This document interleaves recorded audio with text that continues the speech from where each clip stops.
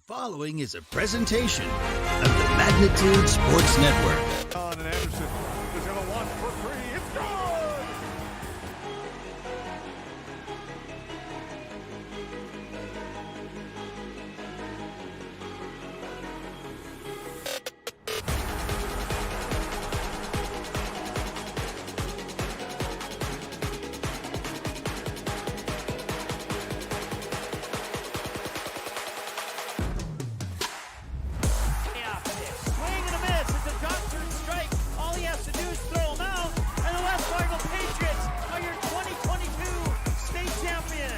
Now it's game time. Let's head up to the broadcast booth for the pregame show right now on Magnitude Sports.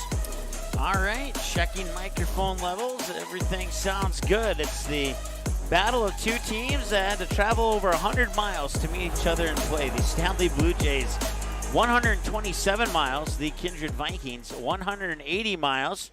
And if that is inaccurate, according to you, then it's probably based on where you live compared to where I live, and et cetera, et cetera. But from the broadcast booth to the wherever the geological center of Kindred, North Dakota is, it's 180 miles. And from the broadcast booth to the geological center of Stanley, North Dakota, it is 127 miles. So give or take about 5 miles there, depending on where in town you are actually located at. We're bringing you the feature presentation here, the junior varsity game. The Kindred Vikings have just gotten out onto the court. They'll be in the blue jerseys today, while the Stanley Bluejays, who are pretty much an identical color scheme as the Kindred Vikings, will be in white jerseys today. And we still have about 2 minutes before the start of the junior varsity game. And then we'll bring you the varsity game right here on this exact same watch link. So you don't have to do anything. We'll do the work for you to get you switched over to the varsity game. So all you got to do is kick back, grab your favorite soda, maybe some popcorn and chips, and relax and enjoy the broadcast today here. And for those tuning in from the Stanley area, cheering on the Blue Jays, we welcome you into the broadcast as well, and wish your team the best of luck and hope that you enjoy the broadcast. If this is your first time experiencing Magnitude Sports, we do our best to be neutrally excited for both teams. So doesn't matter if Kindred starts out on like a 12-0 run on 4 3-pointers, we'll be pretty pumped up about that. If the Stanley Blue Jays start out on a 12-0 run with 4 3-pointers, we'll be pretty pumped up about that. So like I said, we're neutrally exciting for both teams in our broadcast here. And once again, in our junior varsity broadcast, it'll just be a generic broadcast. We won't get extensive on names and stats and all that good stuff, but we'll let you enjoy the game. And then we flip the full broadcast mode for the varsity matchup. So once again, if you're tuning in from Stanley, cheering on the Blue Jays, this is the JV game, and we'll switch you to the varsity game. You don't have to do anything except grab your favorite cherry Coke or cherry Pepsi or whatever it is you like to drink, and maybe your favorite can of Pringles, and just watch the game, and we'll do the rest of the work for you. 30 seconds. So let's take a quick timeout, and then we'll be back with the start of the JV game here in a moment on Magnitude Sports.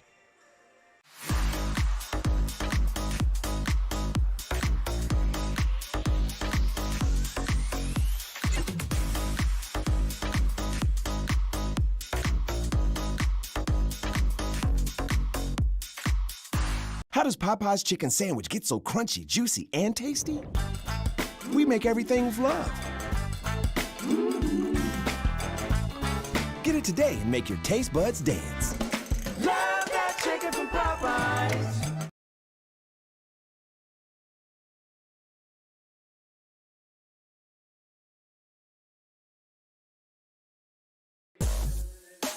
All right. It appears that they're going to do like a starting lineup type thing for the JV game. So we'll turn it over to the PA announcer for those starting lineups. I do not have starting lineups for the JV. Otherwise, I'd bring them to you like we normally do. So now let's meet the starting five for the Kindred Vikings.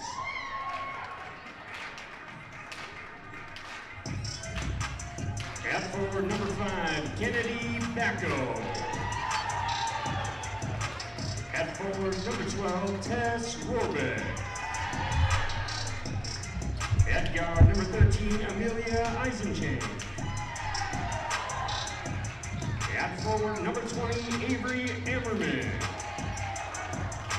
And at guard number 25, Sierra Nipstead.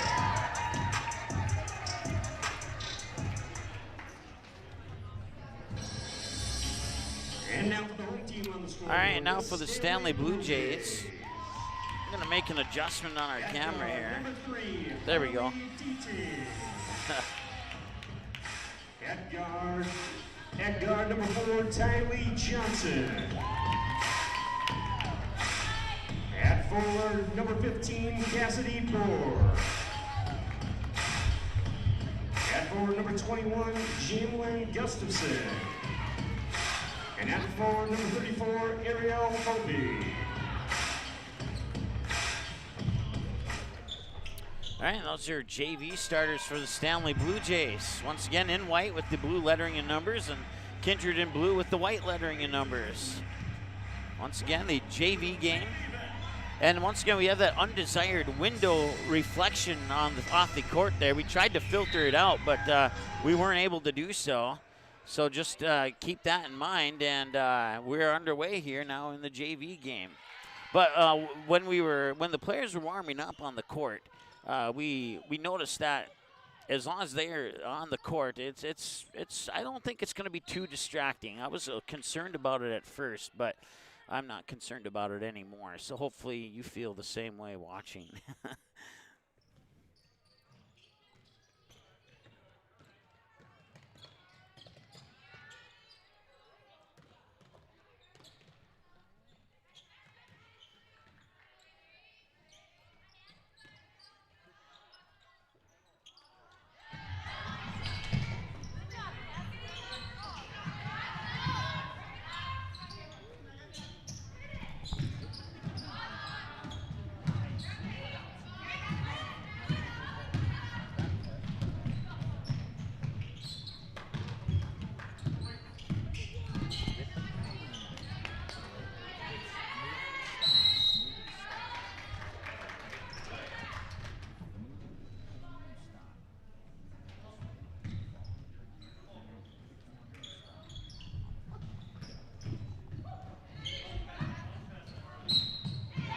And there's the first bucket of the game.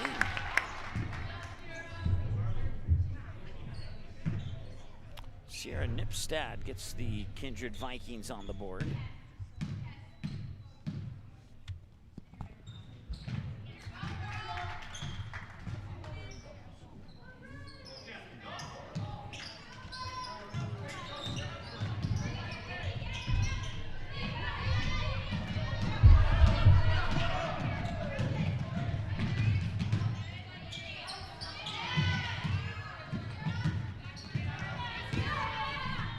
So apparently there was a basket before that one, and I was going over some pregame notes here with our camera person. I missed it, so my apologies there, but we're ready to rock and roll now. Three-pointer will bounce off, and the Blue Jays will get the rebound. Once again, you're watching a feature presentation of the junior varsity matchup. 4 8-minute quarters for JV. At least, I believe so. There's been a rare occasion where they've ended it in 2 and 3, but not very often.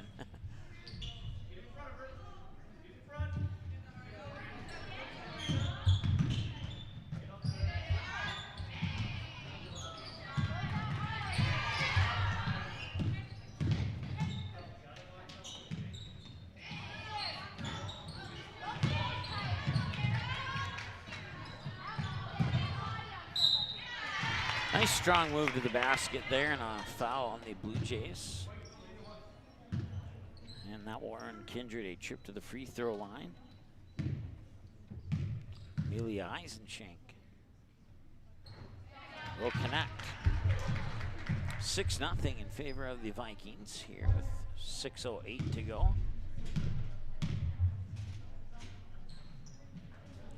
And back-to-back free throws for Eisenschenk. And a turnover, and another basket, and another foul.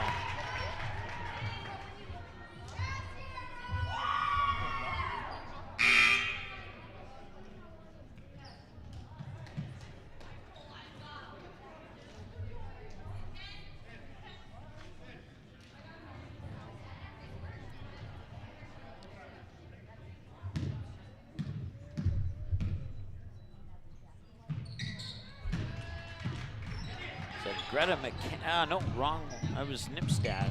Wrong jersey number. I thought it was 23, but then she took a step and I saw 25.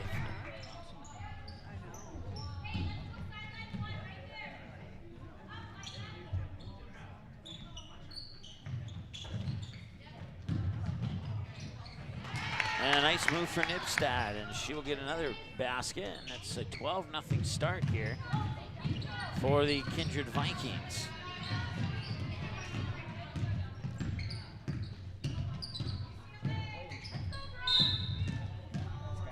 And there's a foul on Kindred.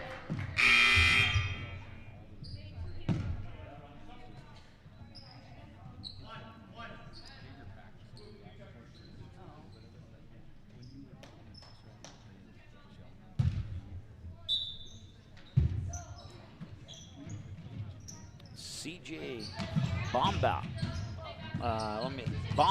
there we go, who inbounded it there for the Blue Jays. And now a loose ball is picked up and it'll be turned over. And another basket for the Vikings. And they get out to a 14-0 advantage here in the JV game.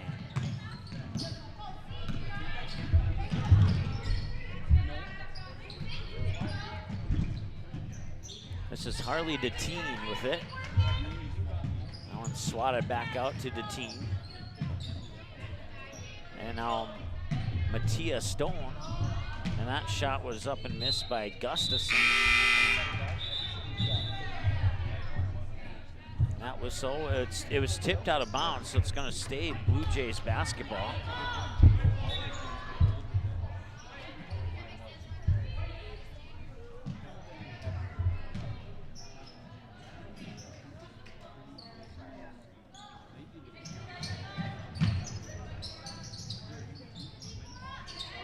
Get the inbounds pass in for Tylee Johnson, wearing number 4. Loose ball picked up by Stone. And Gustafson will earn a trip to the free throw line on that foul.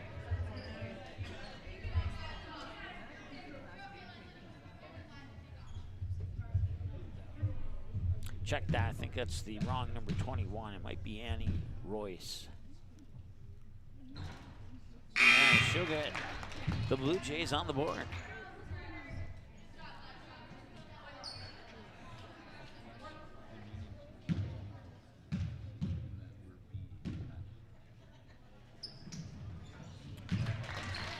Pair of free throws there for the 8th grader, and 14-2 our score here on the JV scoreboard. Out of bounds. And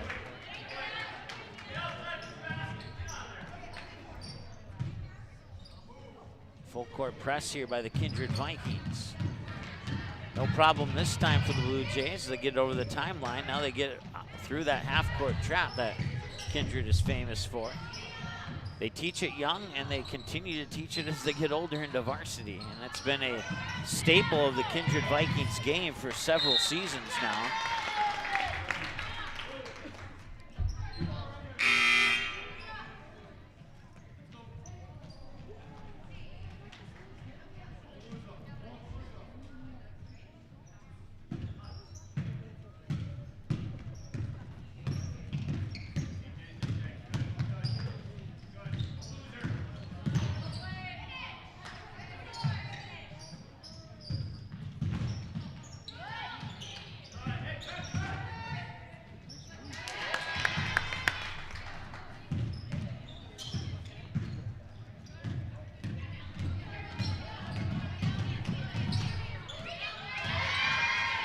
Poked away.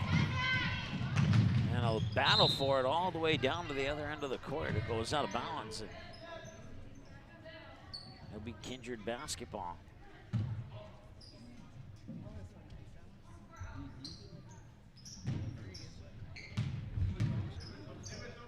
Open for a 3. No, off the front of the rim, and it won't go.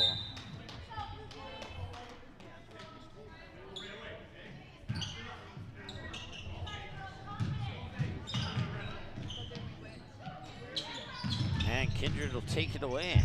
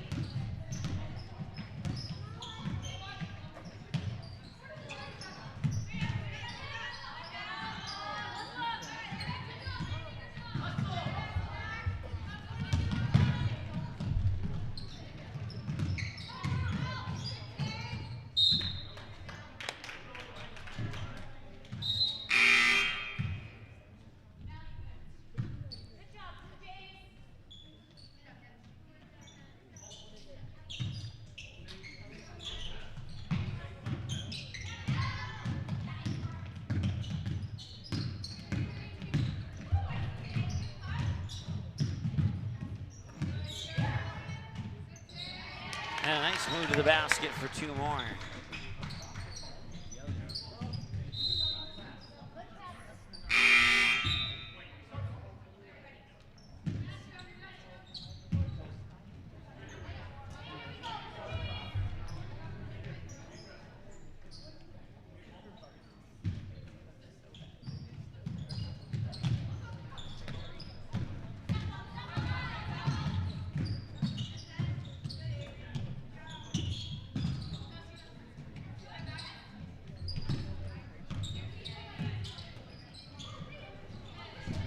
Turned over.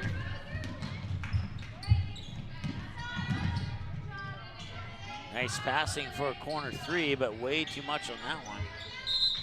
And a whistle down low will stop the clock with 2:19 to go. Give the ball back to the Blue Jays. Once again, you're tuning into the junior varsity matchup here. We'll have the full broadcast of the varsity game coming up, scheduled for a 2 p.m. start. Baseline jumper, 17 feet, no good. Nice move to the basket, splits defenders and scores the layup.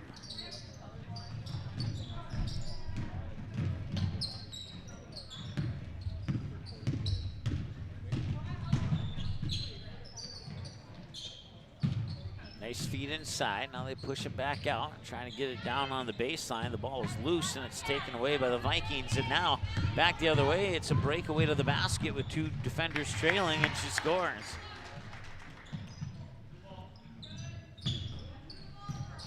And a turnover off the inbounds pass, and she scores again. And a timeout is going to be called here with 1:21 to go in the first quarter. We'll take a timeout with them. It'll be a short one, and we'll be back in just a moment here on the Magnitude Sports Network.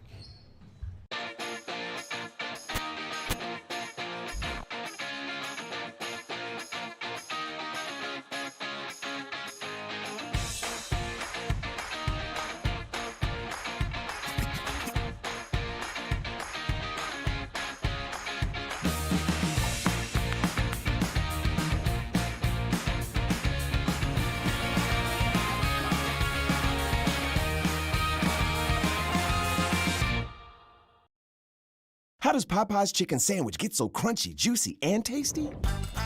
We make everything with love. Get it today and make your taste buds dance. Love that chicken from Popeyes. All right, welcome back. Junior varsity action here between the Stanley Blue Jays and the Kindred Vikings, and the Vikings up 24-2 at the moment. And that pass is a little bit off the mark. Now go out of bounds and back to the Vikings. Fouls are 4-2. The Blue Jays have 4. The Vikings have 2 on the foul category, and there's 2 more points.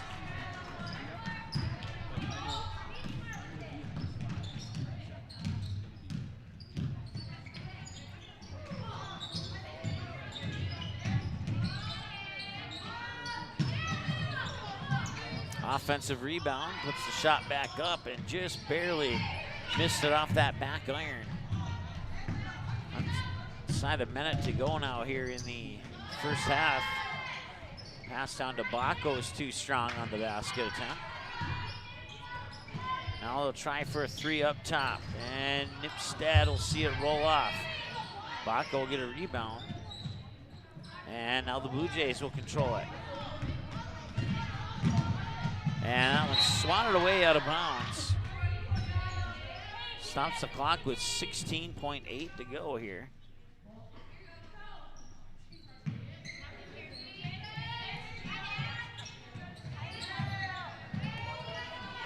And that pass is intercepted. And now a foul. It's going to be a reach-in foul on the Blue Jays. It's team foul number 5.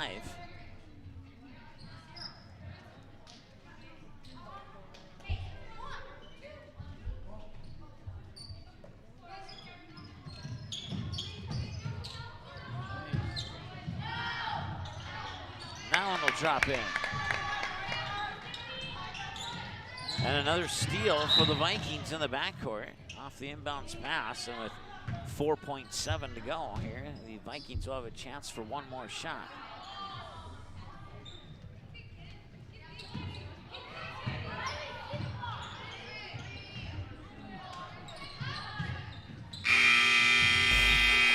I'll do it.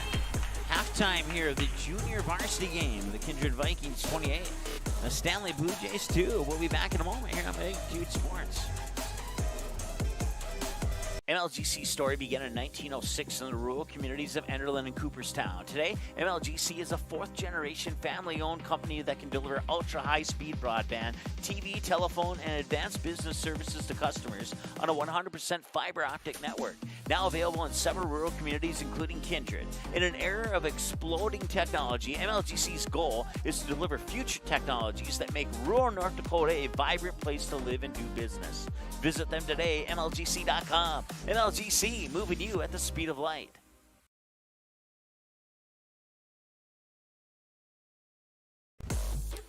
All right, I jumped the gun a little bit there. I thought it was halftime. It's not. It's the end of the first quarter. 28-2 in favor of the Kindred Vikings here. It'll be Viking basketball to start quarter number 2.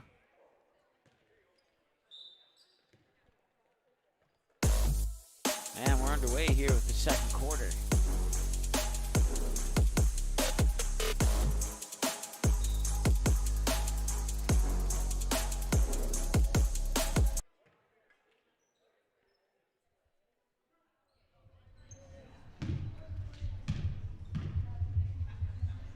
Amelia Eisenschenk at the free throw line. She'll connect.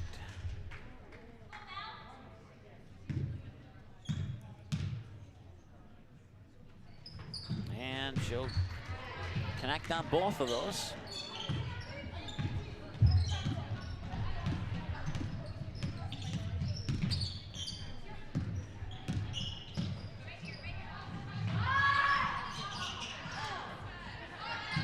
Rebound for the Vikings. Once again, if the score remains as it is, we'll have a running clock in the fourth quarter.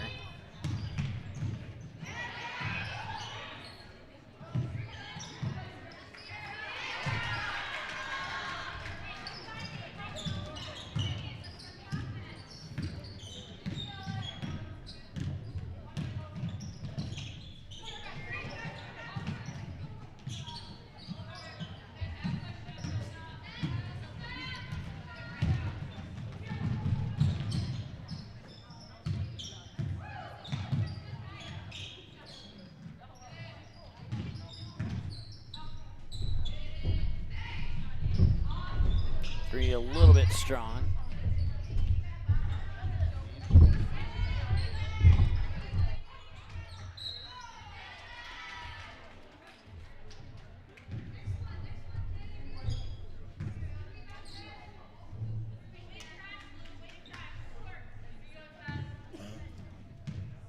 Tess Rohrbeck at the free throw line.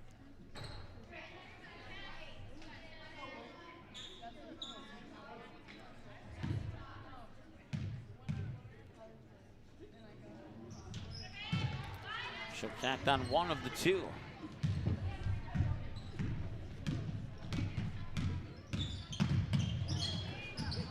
And nearly a turnover. The Blue Jays get it back. Far side there, it's Johnson. A loose ball up top for Cassidy Borer. Now Deteen, and some quick passes later.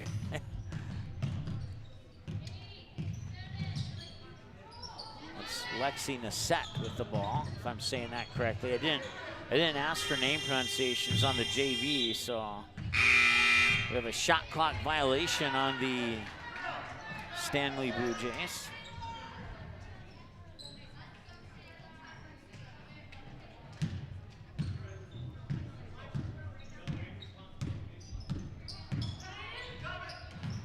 Wide open underneath and drawing the foul for the Vikings.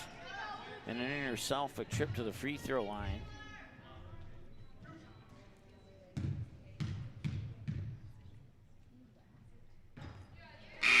I believe that is Taylor Sanders at the free throw line here for Kindred. I had to look at the height and the grade level, and based on the height, I believe it's Taylor Sanders. So, two number 15s.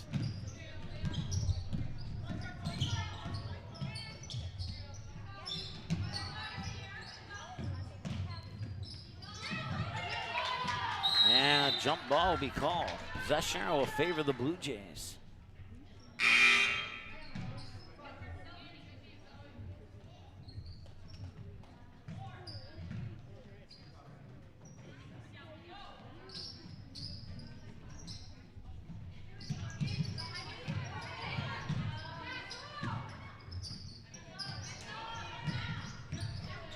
And that one's taken away. She's got a breakaway with a defender trailing, and that defender will poke the ball out of bounds.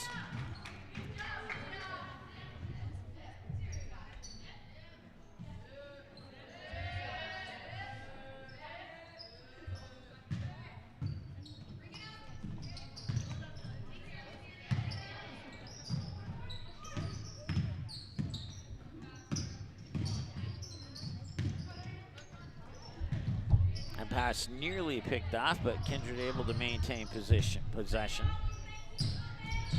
Maybe a travel there. And that one's poked away, and it's going to go out of bounds. And who's it going to go to? Our camera tripod was in my direct vision, so I didn't see who it went out on, but it appears it'll be Kindred Viking basketball.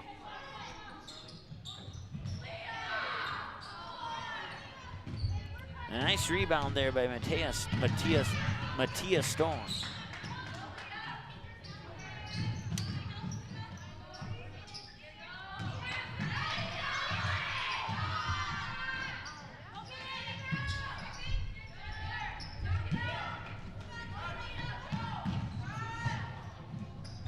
That three a little strong. Rebound is collected there by Zoe Sharp, number 21 for the Vikings. And now Harley Deteen will bring it up the court. Deteen nearly losing it, and then a reach-in foul here on Kindred. And we have a 4-for-4 substitution here for the Vikings. That's one advantage that I noticed here on the JV team, and looking at the rosters for varsity, that's one advantage that Kindred will have, is they do have depth on their bench in comparison to Stanley. When we get to the varsity game, we'll touch more on that. The varsity teams having somewhat similar seasons. Stanley's played 2 more games than Kindred has. Both teams have 10 wins. Kindred has 6 losses. Stanley has 8 losses on the season for their varsity squads.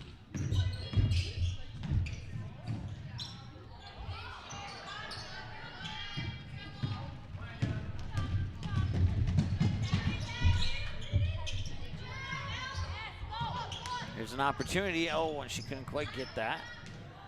Referees might be allowing a little bit more flexibility on violations, and there's a basket, and I didn't see who scored it. Bummer. Sorry about that, Blue Jay fans.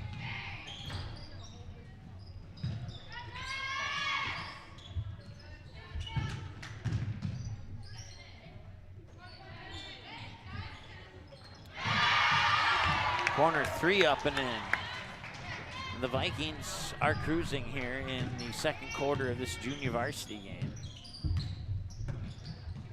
Normally it's running time in the fourth quarter. I'm not sure if that is adjusted in junior varsity or not. We'll find out when we reach the third quarter, I guess. Baseball pass down the field to Bacco. Bacco up court, tried to put it into the hands there of Amelia Eisenschenk. Wait a second.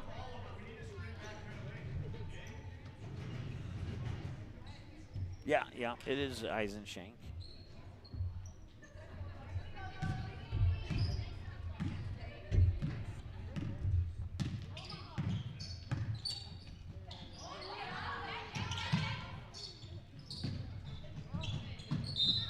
And just some tough luck here for the Blue Jays in this one. I'll be honest, I didn't know what to expect. I haven't had a chance to see.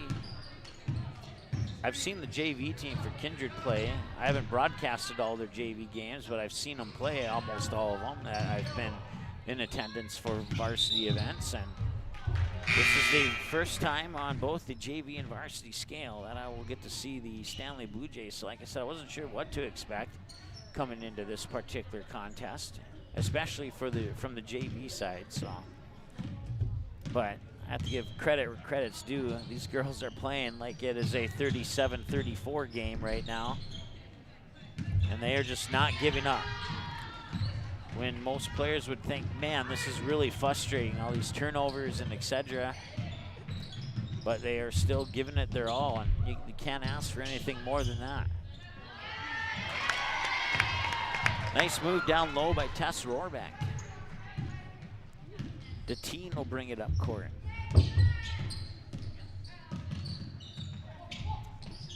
There's another turnover, and it'll go back to Kindred.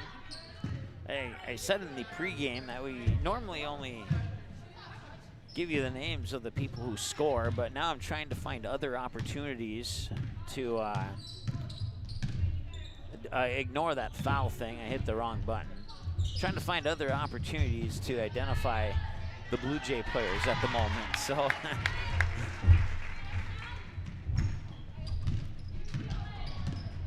it's Brenna Wenger. To teen. No one's taken away. They move it up court. Eisenschenk bounce past up Baco. And then she scores.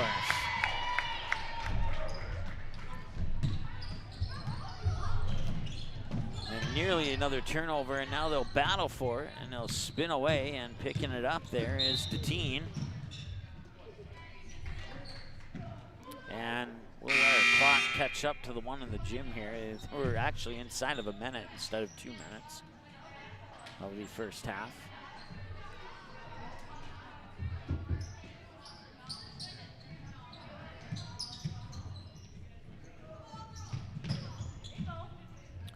Inbounds pass comes to, well, I believe that's Hobie. Ariel Hobie will take the shot, a little bit short. I'll tip it back in.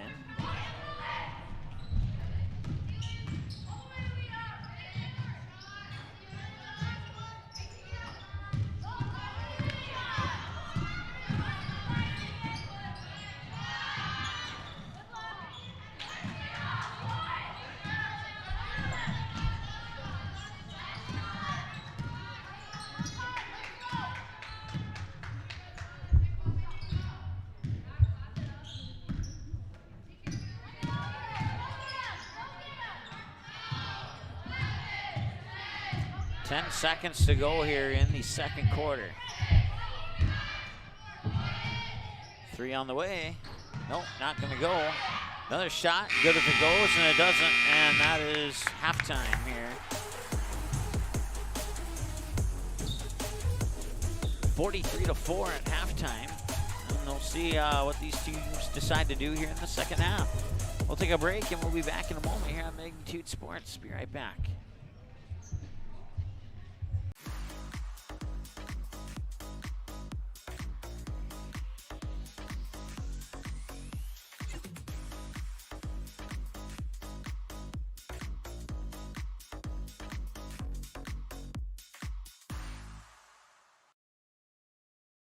Buying, selling, or leasing commercial real estate or farmland in the Fargo-Moorhead and surrounding area?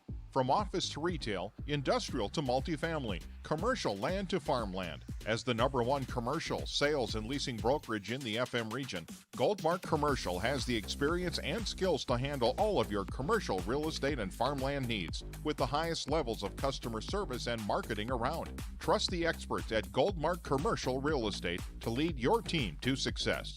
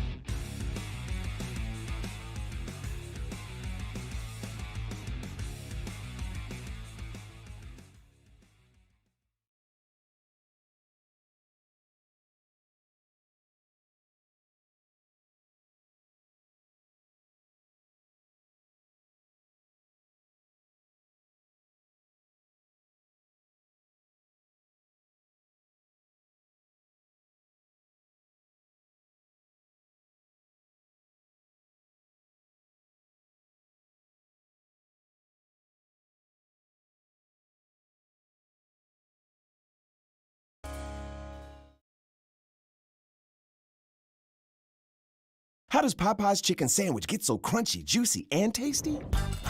We make everything with love. Get it today and make your taste buds dance.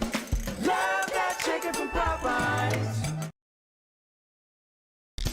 If you're looking for a bank or insurance agency that offers big bank products and small town service, then Kindred State Bank and Insurance Agency is the way to go. Live in or near the Kindred area? Stop in and chat with a friendly banker or insurance agent about all of the convenient services and features they offer. Kindred State Bank and Insurance Agency are your neighbors who are here to help you grow and develop. Kindred State Bank and Insurance Agency. Member FDIC, Equal Housing Lender. Online at kindredstatebank.com. Kindred Storage provides secure and affordable storage 24 hours a day. The units at Kindred Storage are new construction, isolated from water and snow, and are maintained year-round. The area is also well lit to ensure safe and easy access to your possessions day or night. Call 701-428-3121 for availability, unit pricing, and more information. Kindred Storage. You can find them online at kindredstorage.com. You can also find them on the north side of the airport in the city of Kindred.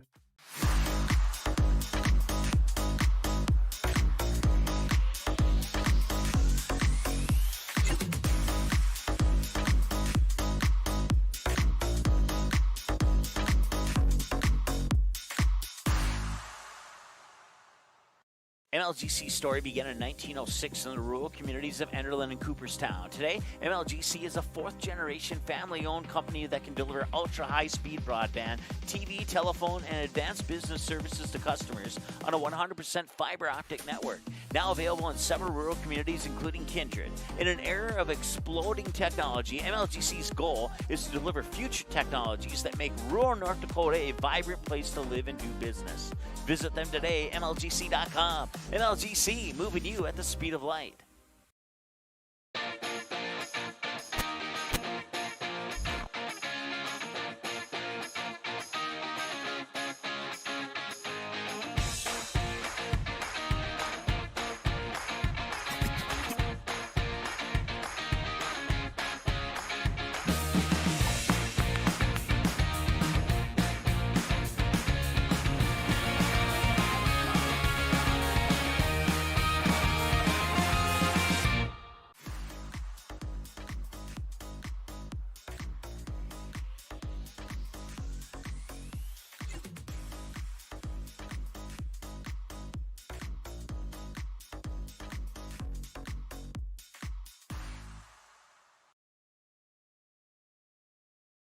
Buying, selling, or leasing commercial real estate or farmland in the Fargo-Moorhead and surrounding area?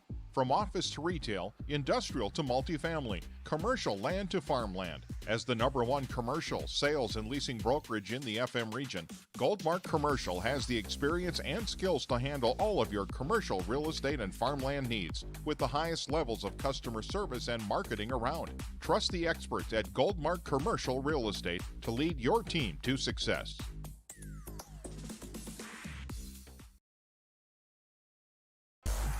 All right, welcome back. We're at halftime of the junior varsity game here, and Kindred looks to be on their way to a victory here. I say that with the utmost respect. I'm not saying that to be negative at all. Let's go ahead and take a look at how you can find us online. You can look at our website at magnitudesn.com. Follow us on the social media big four at MagnitudeSN on YouTube, MagnitudeSN on Twitter, MagnitudeSN on Facebook, and then Magnitude Sports on Instagram, only because SN wasn't available for for Instagram, so otherwise we would have kept them all the same. But and if you go to the website at magnitudesn.com, click on the schedule button, you'll come to this one here, and you'll see that today is the only game we have for you here today. The varsity game will be coming up after the conclusion of this one. And then we'll have a full broadcast for you. Then we'll have the rest of the weekend off, and we'll kick off next week with the DGF Rebels and the Perham Yellow Jackets in a girls basketball contest. And speaking of the DGF Rebels, the Rebels are playing the Osakis Silver Streaks right now. They are at halftime, and the Rebels are down by 8. I don't have the exact score on that, but I do know that they are down by 8, according to my friend who follows the DGF Rebels rather frequently. So, and then a triple header for you on Tuesday, a doubleheader on Thursday, and then Kindred fans, Josh and Nick will be taking some equipment up to Grafton and bringing you that doubleheader between the girls and the boys, 6 and 7:30. And then the Perm Yellow Jackets and the Cherry Tigers will square off at 7:30. Jason and Lance will have the call on that one. I'll be at the DGF game as the Rebels will host the Moorhead Spuds. And the DGF Rebels, depending the outcome of their game with Osakis today, Moorhead's one of only 3 teams that have defeated DGF this year. So we'll see if DGF can get one back on the Moorhead Spuds. And then Saturday we'll wrap up the week with a doubleheader between the Barnesville Trojans and the Frazee Hornets. Girls first at 6 with the boys to follow at approximately 7:30. And that 6 o'clock start is tentative because there is a 2 p.m. and 4 p.m. Concordia Cobbers game right before that leads right into the 6 o'clock girls high school game. And the Trojans and Hornets will be playing at Concordia College following the conclusion of that second college game.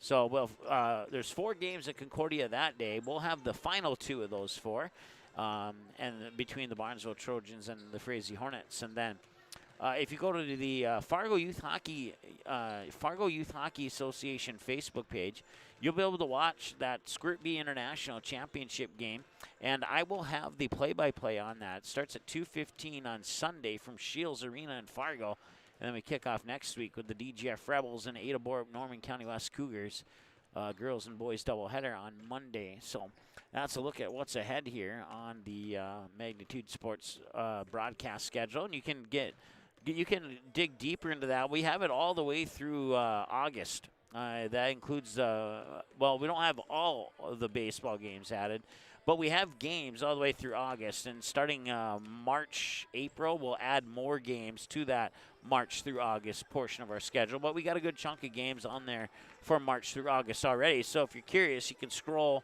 just take your mouse and scroll down. And then at the very bottom of that, there's a tab that says Final Scores. And if you click on it, it'll show you the final scores of every single broadcast on Magnitude Sports. I believe today's JV and varsity games are broadcast 2100 and 2101 or something like that. I don't know. I'd have to double check. Well, you know what? I can't show it to you on screen, but I can tell you right now what it is with just a couple of mouse clicks here because I do have it available. Maybe. There we go.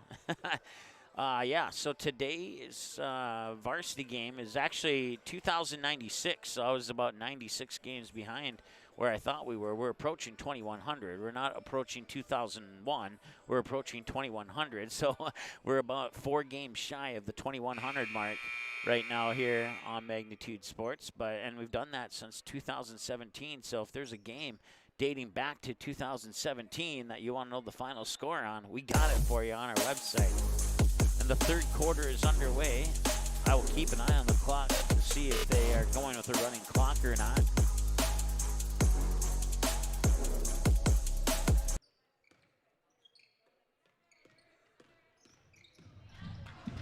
Once again, the Kindred Vikings in the blue, the Stanley Bluejays in the white. And that is a 2-pointer. Her foot was inside the line there for Tess Rohrbeck. I believe it was Rohrbeck. No, let me double check. No, it was not Rohrbeck. It was actually Mackenzie Schmidt.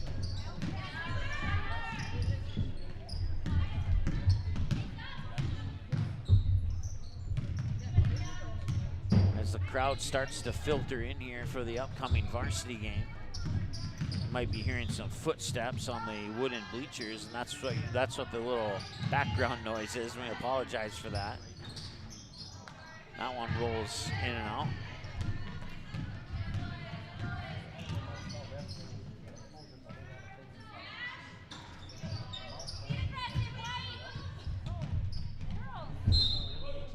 And they will stop the clock, so we'll have a running clock in the fourth quarter and not the third.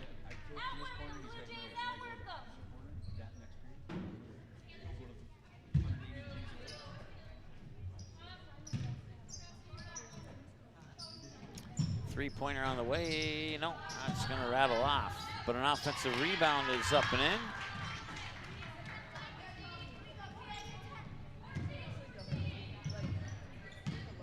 Both 34s are 5'8", and they're both freshmen. So I'm going to guess it's Liza Trenbeck. who scored that last bucket for Kindred.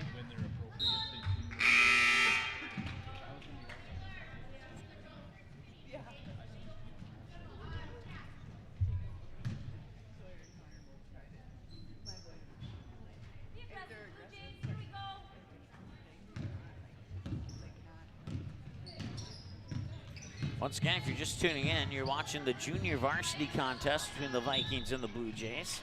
We'll have the varsity game with a full broadcast and pregame show coming up here momentarily after the conclusion of the JV game for you.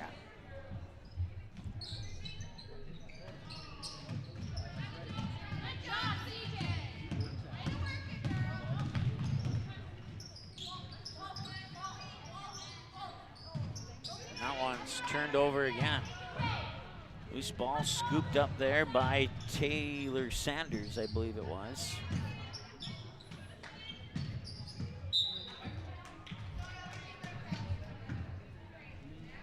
Here we go, girls.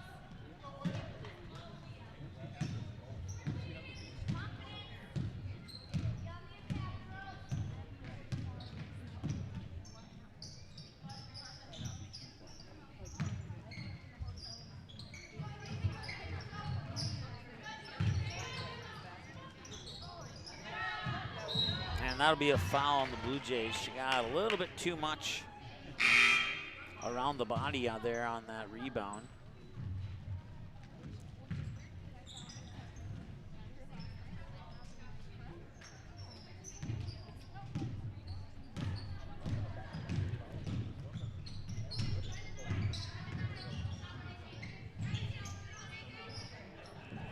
Loose ball, still loose, and will they call the jump ball soon? No, the Blue Jays will come away with it.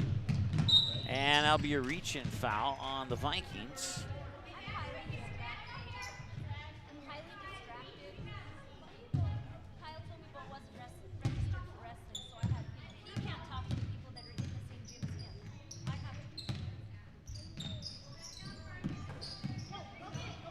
That was deflected, so they can go back and get it. No problem there. Tried to get that shot in off the glass, and it'll roll out of bounds. And it'll roll out into the concession stand area. No, actually the front entrance area. The concession stand's on the opposite side of the gym.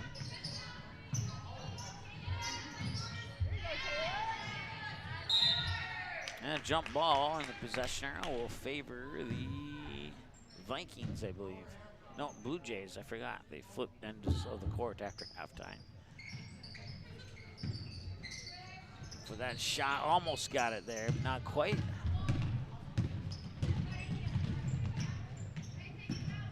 They're gonna drive the baseline. Instead of driving the baseline, she'll put up a 15-footer and it's up and in. 49-4 now here on the KLN Family Brand scoreboard here in the junior varsity matchup. We'll have a running clock in the fourth quarter, and thus the Blue Jays can close the gap to less than 30. There's a bucket.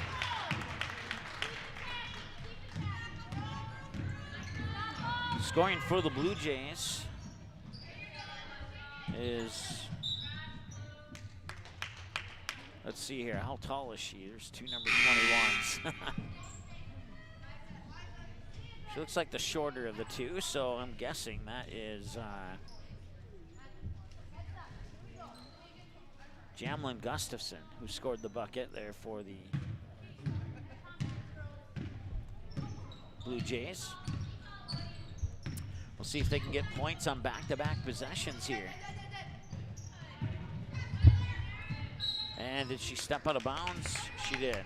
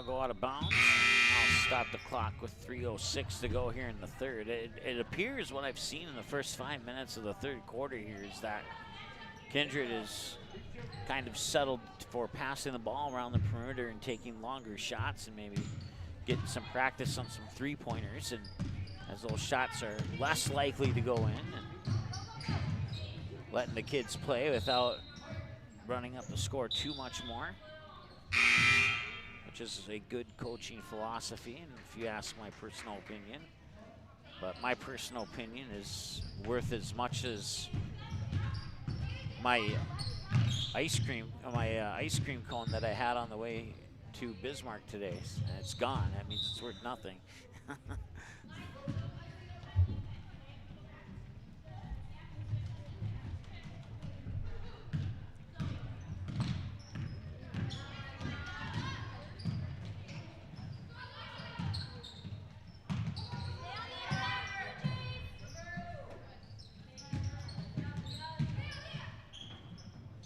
And as soon as I say that, they drive inside.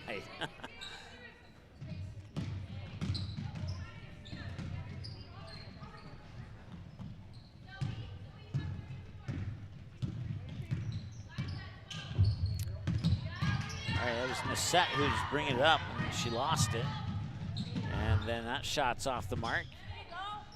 And the rebound comes down to Annie Royce. Royce will get it back to Nissette. She'll bring it over the timeline. Nissette will avoid it from having taken away from her. Substitution for Kindred coming at the next break, and that break will come right now.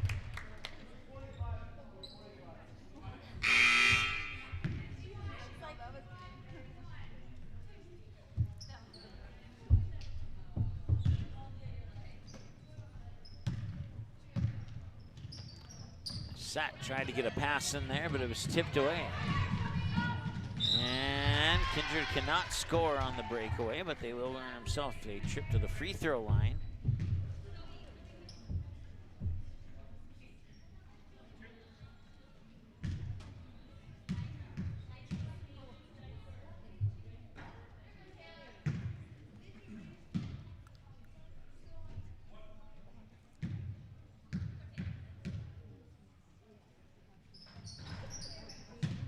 Missed both of those.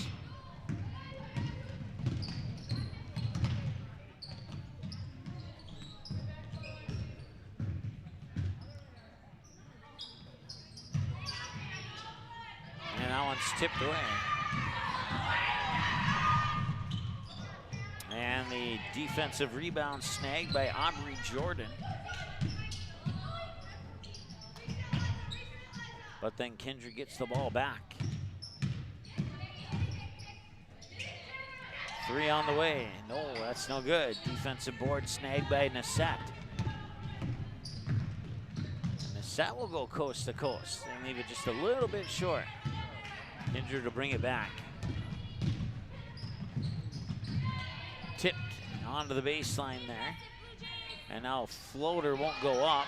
An offensive board and a follow-up try. That one won't go out either. And the loose ball rebound eventually makes its way to Ariel Hobie. Nissette brings it over the timeline.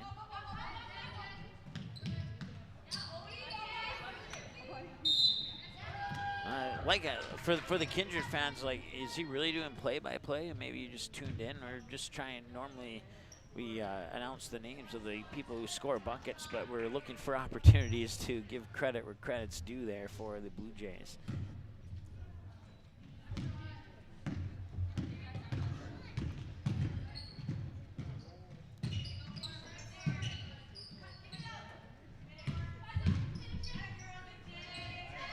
And nice bucket there by Trenbeth. I believe it's Trenbeth anyway.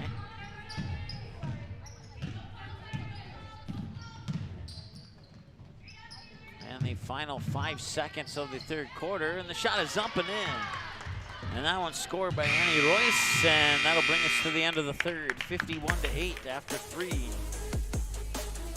here for the Kindred Vikings. And a running clock coming up in quarter number 4. And we'll be back with quarter number 4 right after this. Buying, selling, or leasing commercial real estate or farmland in the Fargo-Moorhead and surrounding area?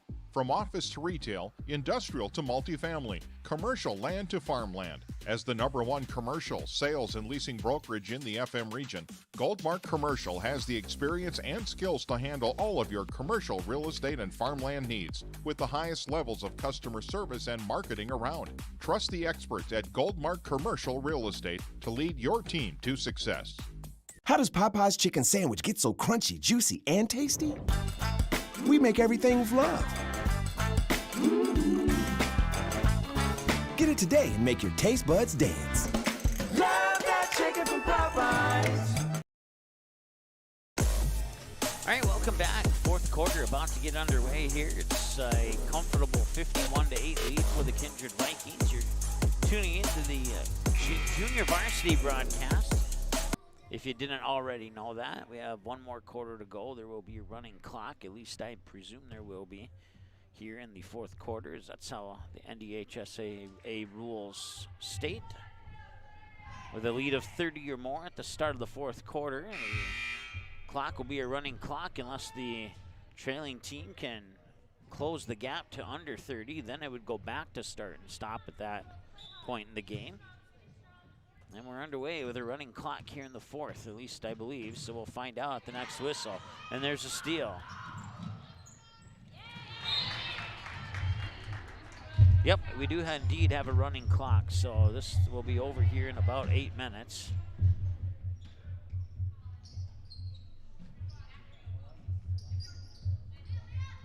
Three from up top. Nope, that's going to be off to the left side. And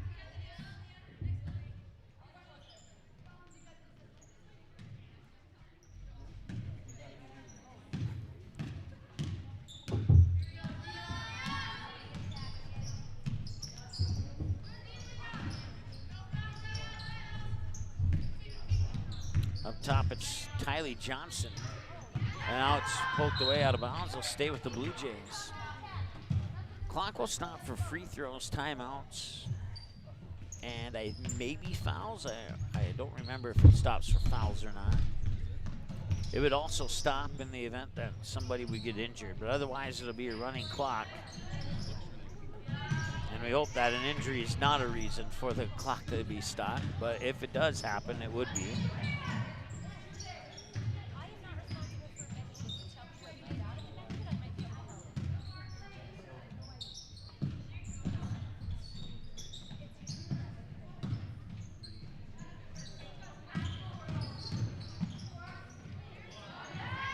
And that pass is tipped, and it's put up and in by Zoe Sharp.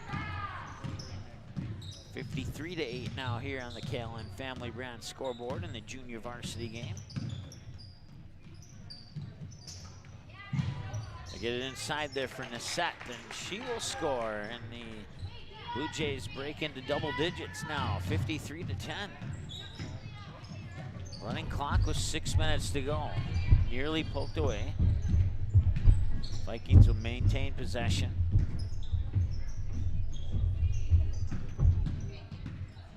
Do our best to filter out those footsteps on the bleachers as much as we can. So the crowd starts to fill in here for the varsity game. And a turnover as the Vikings will get it back. I don't know, maybe it doesn't bother somebody at home watching, but it's in my headset and it bothers me. So I'll do the best to filter it out.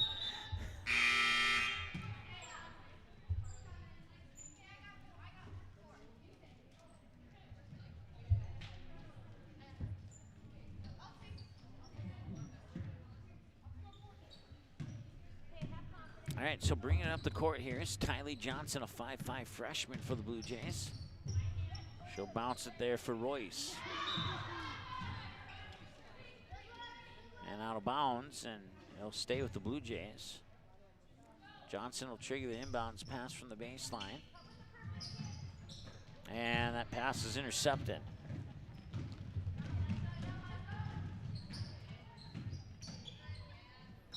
And to the basket, she'll draw a foul.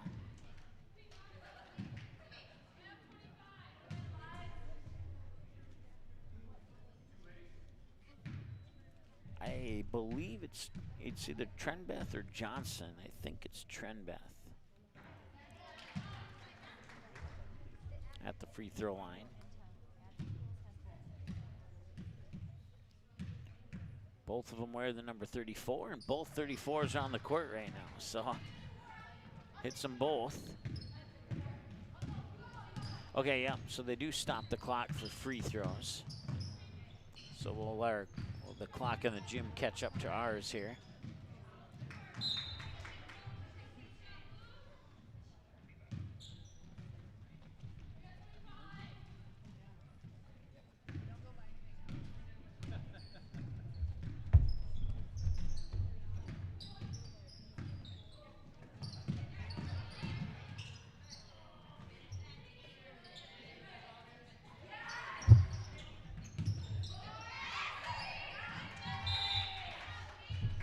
Jump ball's called. Possession will favor the Vikings.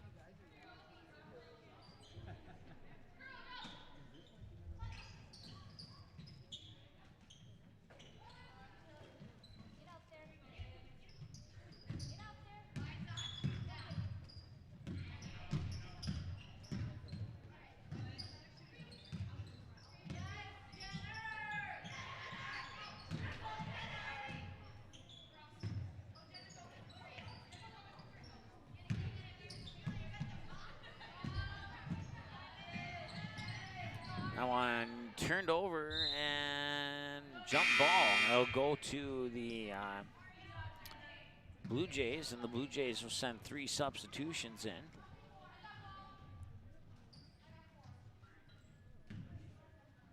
So let's see, looking at it's all non-varsity players right now. It's all the sub-varsity players playing right now for Stanley. So they had a mix of them in there a moment ago. Loose ball rebound comes up top for Nissette. Nissette tries to get a pass in there for Carly Reisman, excuse me.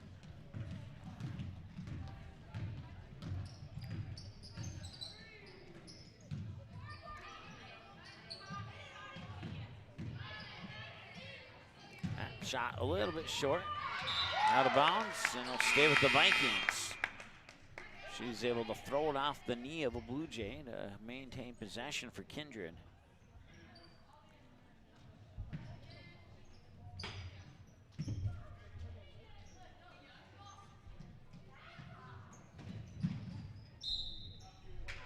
And that'll be a Kindred turnover, and the Blue Jays will get it back. Nissette will bring it up court.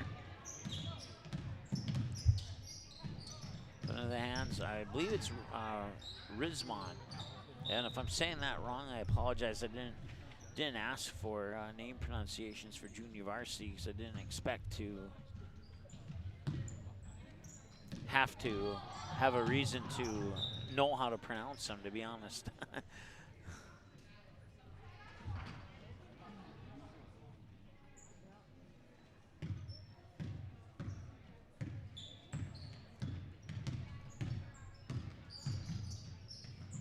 Maybe I've learned my lesson and I'll just ask for JV pronunciations regardless.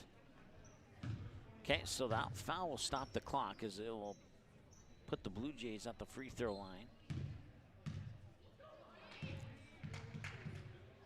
It's Wenger at the free throw line. She connects.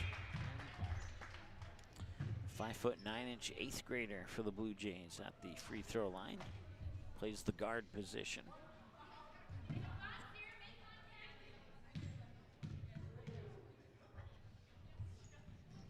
And she'll hit them both. Nice job. Some confident free throw shooting there for Wenger of the Blue Jays. Had nice form, nice arc, and she buried both of them rather easily, or at least she made it look easy.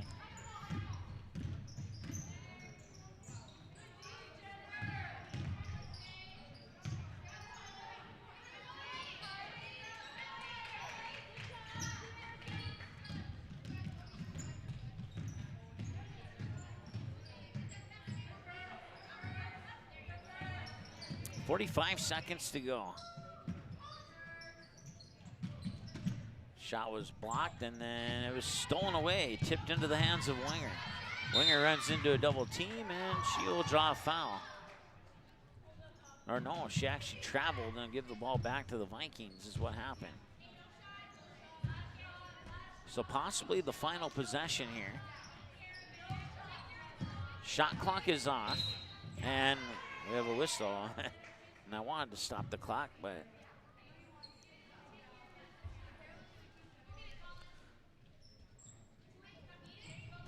5 seconds to go now here, and all Kindred has to do is dribble it out, and they will do just that. Your final score in their junior varsity game, the Kindred Vikings pick up a 55-12 win. We'll reset our scoreboard to 0. We'll take a short timeout, and we'll be back with the varsity game here in a couple of moments on Magnitude Sports.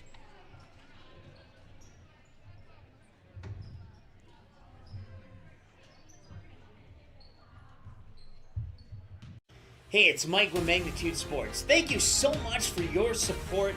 It's been a blast these 5 years, and because of our sponsors and our YouTube members, you've kept this station rolling for 5 years, and now we've surpassed 2,000 broadcasts. That's 2,000 broadcasts, 2,000 streams of area high school sporting events, semi-professional events, youth sporting events, youth hockey, youth football. We've done a little bit of everything here at Magnitude Sports, and it's all thanks to our sponsors and our YouTube members. We'll tell you how you can become a YouTube member here in a little bit, but here's some of the moments, memories, and magic that has been captured on Magnitude Sports over the past 2,000 games thanks to our YouTube members and our sponsors. It's like, not 100% sure actually if I'm live right now, as I just got a notification it disconnected again. That one gonna be popped up high by Feldner. That one has a chance and it's gone. Alex Feldner with a 2-run shot, and Davies takes the lead. 2-1 on the night, and it's Feldner helping her own cause with a 2-run home run, and she's gonna head home with a big smile on her face as the Eagles take the lead for the first time today. He's seeing a little bit of history in the making here. Oh, how about that? And he did that on purpose, too. Highlight reel right there. Gage Anderson, assist off the backboard for the Moni dunk. Wow, that's pretty awesome. Wow. I mean, Cheyenne is just flexing their muscles right now. They are sign, sealing, and delivering, stamping. We are the team to beat here in the EDC. We are the team to beat here in North Dakota. If you're just tuning in, that is not a misprint. It is 77-37 here in favor of the Cheyenne Mustangs. Our scoreboard is working, and there's been a couple games where we've had trouble with it. Now it's 80-37. Jackson Moni hits another one. Let's count them up here while we have the opportunity. 1, 2, 3, 4, 5, 6, 7, 8, 9, 10, 11, 12, 13, 14 three-pointers for the Mustangs here in this contest. And we still got just shy of 7 minutes to go here. Here's Claybo. Screen. Needs some screens. Goes in around nicely on Davis now. Here's Davis now. Davis taking it inside. Let's throw Davis. Dunk with the dunk. One. The Wright brothers may have been the first one to try, Davis has perfected flight. Absolutely unbelievable. A chance for one more at the line. That is a grown man dunk right there. How about that? Wow. Here's Bainbridge. Lost the ball and a chance for... At the buzzer, he scored! Zach Bregman on the layup! Off the turnover! And what a way for Barnesville to walk it off!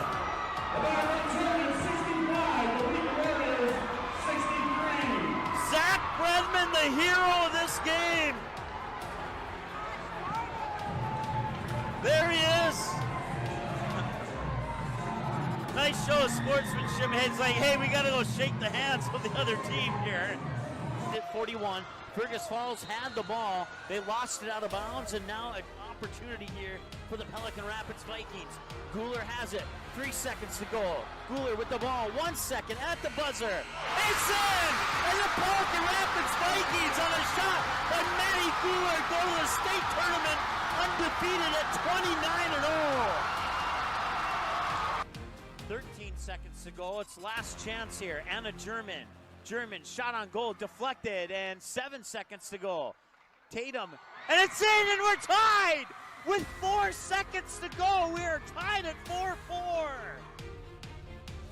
Game about a half a month ago. Now here come the Fusion the other way. Nice ball in towards Kamai. Kamai able to set it down. Kamai beating the keeper. Shot on the way, and Kamai scores. 1-0 for the Fusion, and it's Nozomu Kamai. Opening goal coming in the 11th minute of play. And it's 1-0 for the home team. Satter will collect the rebound, back the other way quickly. Comes Satter and the Eagles. Satter will pick up his dribble. Hammond now near wing, kicks it baseline for Cole Hage. Hage back out, Satter catch and shoot 3. It rattles in!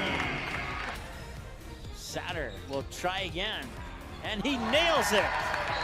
Satter thought about the 3, now he steps back, puts it up, in and 1! He got it! Cole Hage outside Satter for 3.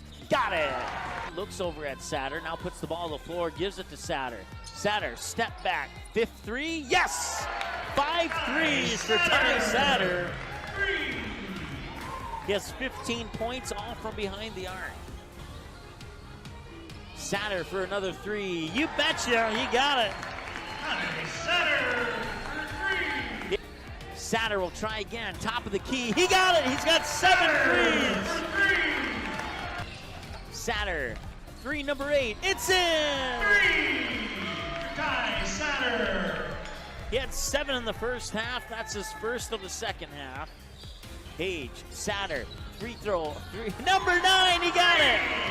Ty Satter! Well, it looked like a free throw. At least he made it look like that. Satter for 3, number 10, he got it!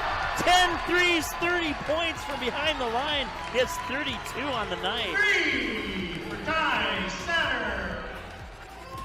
Well, let's just see how many he can get here. Ty Satter wants the ball. He's gonna maybe tee it up for 11 3. He got it! 11 3-pointers for Ty Satter. It's unbelievable. 35 points for Satter, and it's 75-37. Grayson Hammond, now Van Dam wants to drive in, kicks it out, Pitts, now Hammond in the corner. Hammond will drive baseline, outside Satter. Step back 3, number 12, he got it! 7 in the first half and 5 so far here in the second half. Satter will head to the bench. Ty Satter has set a new Davies Eagles single-game three-point record with 12 three-pointer. That's pretty awesome. I will admit, that is pretty awesome. Congratulations, Ty Satter. Count will go to a ball and no strikes on Cole Hage. Hage at first base with some pretty good pop in his bat for a number 2 guy in the lineup. And he'll turn things around and bat from the right side. Hoganson out of the line, delivers 1-0. Curveball blasted to left field and deep. Back after it, Carolyn at the wall, it's gone. Cole Hage with a solo home run on the second pitch he sees, and Post 2 will take a 1-0 lead. We had just mentioned that Hage has some pop in his bat for a number 2 guy, and he got a fastball up belt high and just unloaded upon it. He was looking for that pitch, he got it, and all left fielder Zach Carolyn could do was take a couple of steps, look up, and watch it fly over the wall. 1-0 lead for Fargo Post 2 after their second hitter of the game. Kick coming from midfield here. Du Bois, the junior defenseman, will put the right leg on it and send it up right over the head of the goal scorer Kramer. The Packers will try and clear it. Mustangs touch up on it. And a little bit of pushing and shoving there. No call. And now Bukestad will get around the defender. Bukestad with the left foot over the head of Pyle into the back of the net. And it's 2-0 Mustangs. First round EDC tournament game between the Mustangs and the Knights. Coming away with it here is Bukestad. Bukestad over! Pyle had her hands on it and it slipped through. And Bukestad scores her second goal of the game. We'll toss it in. Right inside the near corner here. Monger touches up on it, gets it to Bukestad with a shot, and it's into the goal! Bukestad sneaks it into the near post, and it's 4-0 Mustangs.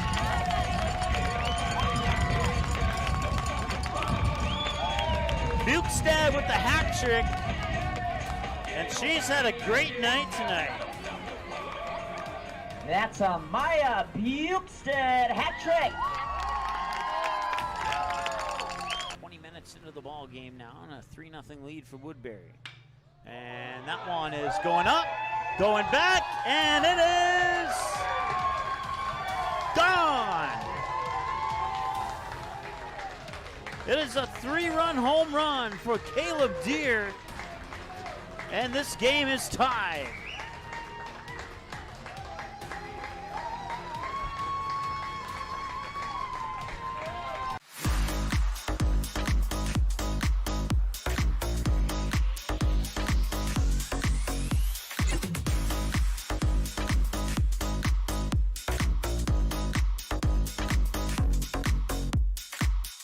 How does Popeye's chicken sandwich get so crunchy, juicy, and tasty?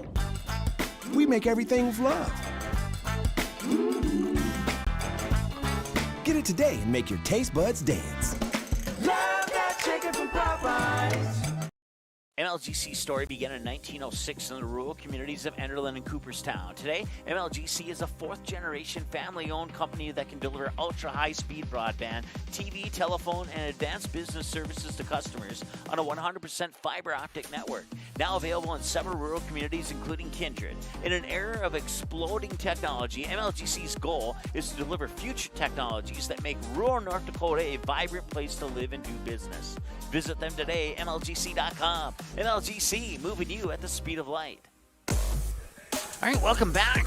Live here at the BSC Armory at Bismarck State College in Bismarck, North Dakota. It's a 180-mile drive for the Kindred Vikings and a 127-mile drive for the Stanley Bluejays. And those are the two teams that are going to meet here at the home of the Bismarck State College Mystics. And there's been a one or two Kindred players that have made their way out this direction. And I have a few friends that went to high school here in Bismarck that currently or very recently went to Bismarck State College. The last time I was here in person, this gym is actually used for a Cub Scout event once a year, or at least it was when I was in Cub Scouts, so I won't say how long ago that was, but it's been a while since I've set foot in this place. And, you know, looking in here, only a couple of changes with the basketball floor. Outside of that, it looks like the exact same place that I remember doing some Cub Scout things here. So it's good to be back here. And if you were tuning in earlier, you caught the JV game.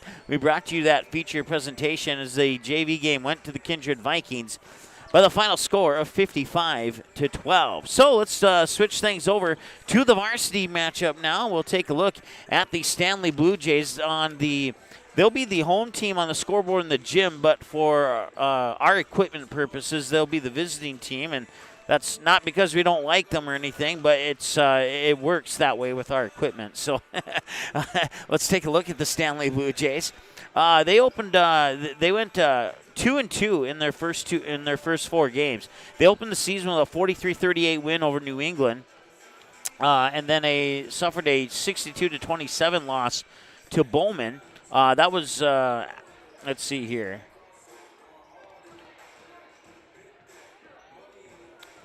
They must play at multiple venues, possibly. So it looks like all these are road games according to the symbols on here, but we'll just go with the scores and the teams since I don't know for sure if they're home or away. But a 50-45 win over the Hettinger Scranton Nighthawks, and then a 51-41 loss to Des Lacs Burlington. Then they would play the Our Knights out of Minot, fall 55-35, and then another loss 63-37 to Tioga. They would bounce off that loss against Tioga, though, with 3 back-to-back wins, 74-57 over Bishop Ryan, 64-38 over Ray, and 58-44 over Divide County. And then after the 3-game win streak, it would be snapped with a 72-42 loss to Dickinson Trinity, but then they would bounce back with 2 more wins, 53-50 over Kenmore Bull Bells, and then a 44-30 win over Newtown. And then coming into this game, they've won 1 of 3. It started with a 48-43 loss against Mohall Lansford Sherwood, a 50-45 win over Powers Lakeburg Central, and a 54-46 loss to the Trenton Tigers. And that brings them into today's game against the Kindred Vikings. For the Kindred Vikings and for the Stanley Bluejays, with all that said, they are 10-8. Their head coach is Heath Hetzel. There we go. And try and say that 3 times fast if you've never said it before. And then his assistant is Jennifer Nassette. For the Kindred Vikings, they come into this playing 2 last games in the Blue Jays. They are 10-6 on the season. They started the season with a 6-game win streak. 77-66 over the Tri-State Tigers, 88-20 over the Richland Colts, a game you saw here on Magnitude Sports. And then another game that you saw here on Magnitude Sports back on December 6th, they would go into Fargo and play the Fargo South Bruins. And they would absolutely dominate the Class A WDA team by the final score of 88-36. That was an outcome, I don't know. I think when looking back going into that game, I think I gave Kindred the edge in that game, but I didn't give them that much of an edge. An 88-36 win over the Fargo South Bruins. They had followed up with a 5.56-51 win over the Oaks Tornadoes. And then they would go to Minnesota and get a win on the road in Barnesville, another game you saw here on Magnitude Sports on December 9th with a 68-57 win. And then December 10th came, and then winter came, and then winter storms came. And the Kindred Vikings, after the win over Barnesville on December 9th, and with all the postponements and reschedules, didn't have their next game until December 30th. They had 21 days off due to a couple winter storms that postponed and rescheduled some games. So December 9th, they played Barnesville, and then they didn't play again until December 30th when they came to Bismarck and dropped one by 6 points to the Shiloh Christian Skyhawks by the final score of 47-41 as the Skyhawks would pick up the victory in that one. And then a January 5th win on the road at Sargent County, 65-43. A 65-31 loss to the Thompson Tommies on January 7th. They'd bounce off that with a, actually, they wouldn't bounce off that. They would lose 2 in a row, 64-53 to the Northern Cass Jaguars. And then they'd pick up a win over Kenmore Bull Bells, a common opponent with the Blue Jays. They defeated them by 10 points, 62-52. A 57-36 win on the road at Maple River, taking on the Raiders. And then 59-37 win over Wyndmere Lidgewood, joined by the Hankinson. Hankinson used to have their own team, but this year they co-opted with Wyndmere Lidgewood. And then after the win over Wyndmere Lidgewood Hankinson, they'd pick up a 50-37 road victory at the Lisbon Broncos. And then they would go to Minnesota, and they would drop one by 3 to the Dilworth Glendon Felton Rebels by the final score of 43-40. And then most recently on Magnitude Sports, a game that Brad Anderson and myself had for you here on January 31st, the Central Cass Squirrels would get the better of the Vikings by the final of 68-53. And then they played a game yesterday against Mayport CG. And I know they lost the game, but I forgot to write down the score on that one. But I know that they lost the game against Mayport CG last night. So that brings them into today's game here at the Bismarck State College, the Armory at the Bismarck State College against the Stanley Bluejays. The Kindred Vikings are coached by head coach Sam Brandt. And I forgot to write down her assistants, but I know she has some assistants. So let's find out who they are right now. Tennille Bacco, Ashley Fonhorst, and Danny Sanders are the assistant coaches for head coach Sam Brandt. And that is a look at these two teams. Once again, the Kindred Vikings, 180 miles to get to the Armory here in Bismarck, and the Stanley Bluejays, 127 miles to get to the Armory here in Bismarck. We're about 3 minutes away. We're going to take a quick break. We'll come back with your starting lineups right after this here on the Magnitude Sports Network. Be right back. If you're looking for a bank or insurance agency that offers big bank products and small town service, then Kindred State Bank and Insurance Agency is the way to go. Live in or near the Kindred area? Stop in and chat with a friendly banker or insurance agent about all of the convenient services and features they offer. Kindred State Bank and Insurance Agency are your neighbors who are here to help you grow and develop. Kindred State Bank and Insurance Agency. Member FDIC, Equal Housing Lender. Online at kindredstatebank.com. Kindred Storage provides secure and affordable storage 24 hours a day. The units at Kindred Storage are new construction, isolated from water and snow, and are maintained year-round. The area is also well lit to ensure safe and easy access to your possessions day or night. Call 701-428-3121 for availability, unit pricing, and more information. Kindred Storage. You can find them online at kindredstorage.com. You can also find them on the north side of the airport in the city of Kindred. All right, welcome back to the BSC Armory here on the campus of Bismarck State College. Mike Mason with you here on the Magnitude Sports Network. We got Giannis working the camera today, and we got you tuning in, whether it's from the Kindred or surrounding area, or if you're tuning in from the Stanley area cheering on your Blue Jays. We wish both the teams the best of luck in today's broadcast, and we welcome the Stanley fans who may be experiencing Magnitude Sports for the first time, and we hope that you enjoy the broadcast. As I said in front of the JV game, we're a neutral broadcasting company here, even though we have broadcasted Kindred games for, I think this is the 4th year now that we've been broadcasting Kindred games, but we are still neutral because we got a lot of friends who play Kindred that we don't cover, so we try and be nice to everybody here. It's time to look at your starting lineups here. And for the Stanley Blue Jays, they'll go like this. A 5'7" junior guard, number 5, Bethany Inander. Let me look at my, I asked for the name pronunciations from one of the students. And, yeah, I got it right, Inander. And then a 5'7" junior forward, number 10, Mattia Stone. A 5'6" junior guard, number 14, Molly Lund. A 5'8" junior guard, number 22, Clancy Hornberger. And a 5'7" senior guard, number 23, Ava Schuster. So once again, it is Inander, Stone, Lund, Hornberger, and Schuster, your starters for the Stanley Blue Jays, 10-8 coming into this contest. And for the Kindred Vikings, it'll look like this. It'll be the 5'6" senior guard, number 0, Charlie McQuillan, the 5'3" junior guard, number 3, Peyton Getty, the 5'11" junior forward, number 4, Avery Bartels, the 5'8" senior guard, number 10, Casey Berner, and the 5'7" freshman guard, number 14, Layla Eisenshank. We'll take a timeout, and we'll be back in a moment here with the opening tip right after this.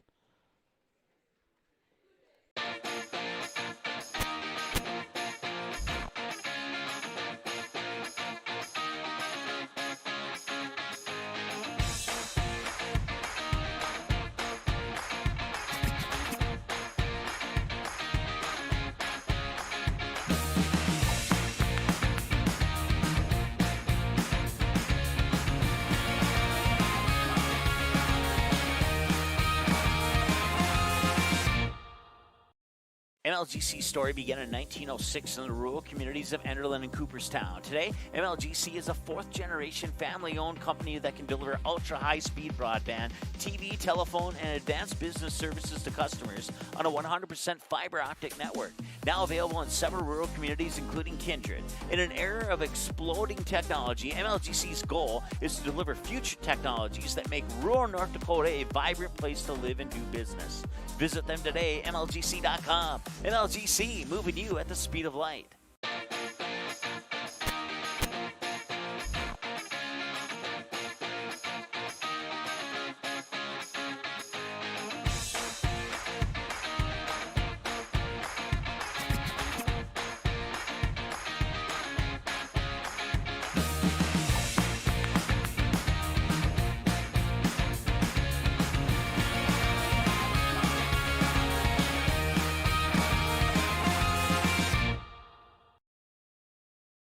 How does Popeye's chicken sandwich get so crunchy, juicy, and tasty? We make everything with love. Get it today and make your taste buds dance. Love that chicken from Popeyes. All right, welcome back as we get ready to send it over to our PA announcer for the on-floor starting lineups. Already shared those with you. verbally. If you missed it, you'll get it again here in just a moment. Looks like they'll start with the Kindred Vikings. At guard number 3, Peyton Gett. At guard number 4, Avery Bartel. At guard number 10, Casey Berner. And at guard number 14, Layla Eisencheck. The Vikings are coached by Sam Brandt.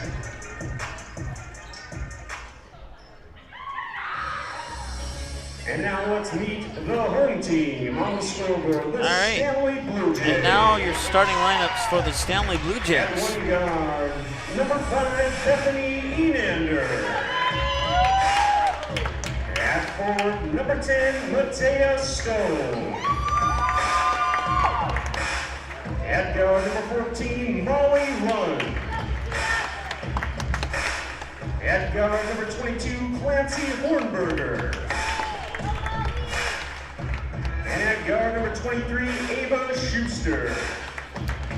All right, and those are your starters for the Stanley Bluejays. Let's take a look at your keys to the game. We'll start with the Bluejays. Be patient when pressed. Kindred's gonna press. They always do in every single game.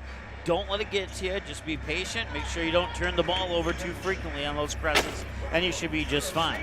Pass, look for the best shot. The Blue Jays don't have a lot of height, so they might be forced to shoot some longer outside shots. And no panic shooting if you get down quickly in this game. For the Kindred Vikings, keep your foot on the gas pedal. If you can score early and keep going, you'll have no trouble winning this game. Don't get into foul trouble. Don't give the Blue Jays a chance to get some free points with the clock stop, and limit the turnovers, which will also limit the Blue Jays' extra opportunities to score points. And we're underway here in the first half, and it is a quick miss basket there for the Blue Jays. And back the other way comes Casey Berner. We'll make a slight adjustment on our camera here. And another turnover here. So turnover on each side, and now bringing it back here for the Blue Jays is Hornberger. Hornberger fires it over for Schuster. Schuster looking inside. Nobody home at the moment. Swings it back up top there for Enander. And now they try to work it inside, but it's turned over on the loose pass. We'll make another adjustment on our camera here.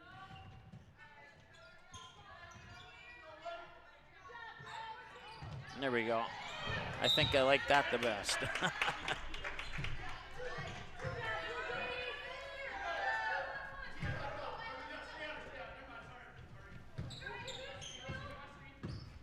McQuillan will have it. She'll drive into the hoop and miss the shot.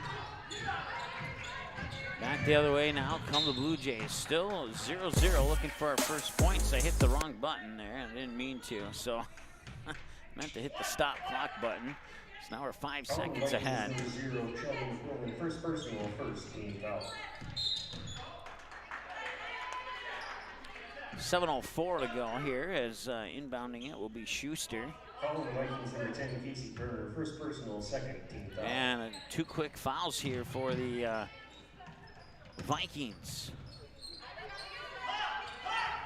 Inside 7 minutes to go now. Schuster has it. Flips it near wing for Molly Lund. Lund with a bounce pass. It almost escaped Stone. Stone got the ball turned over. It was intercepted. Back the other way now, it comes Charlie McQuillan. McQuillan dishes it off there for, that is Bartels, excuse me, and that shot is off the mark, and that's out of bounds. And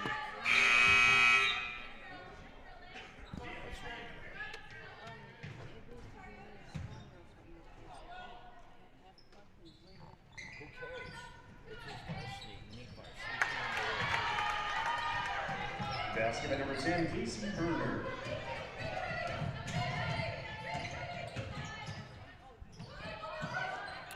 And another missed shot. Casey Berner got that first basket of the game, and it's 2-0 Kindred here on the KLN Family Brand scoreboard. Minute and a half. Here is McQuillan. And McQuillan will have that ball poked away, and the loose ball is going to be picked up there by Molly Lund, the 5'6" junior. And bringing it up the near sideline here is Hornberger, and there's another foul on the Vikings. It's already the 3rd team foul on Kindred. Following Vikings number 3, Peyton Getty. First personal. Peyton Getty picks up one. McQuillan has one. Casey Burner has one. Inbounds pass. Schuster fires it in.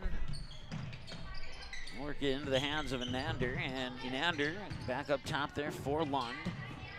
Lund with a bounce pass over to the far corner. Spinning around there is Schuster. She gets the loose ball, and there's going to be a whistle, and it's a timeout taken by head coach Heath Hetzel. So we'll take a timeout with them. We'll be back in a moment here. It's 2-0 in favor of Kindred. 5:52 to go here in the first quarter. Back in a moment. Kindred Storage provides secure and affordable storage 24 hours a day. The units at Kindred Storage are new construction, isolated from water and snow, and are maintained year-round. The area is also well lit to ensure safe and easy access to your possessions day or night. Call 701-428-3121 for availability, unit pricing, and more information. Kindred Storage. You can find them online at kindredstorage.com. You can also find them on the north side of the airport in the city of Kindred.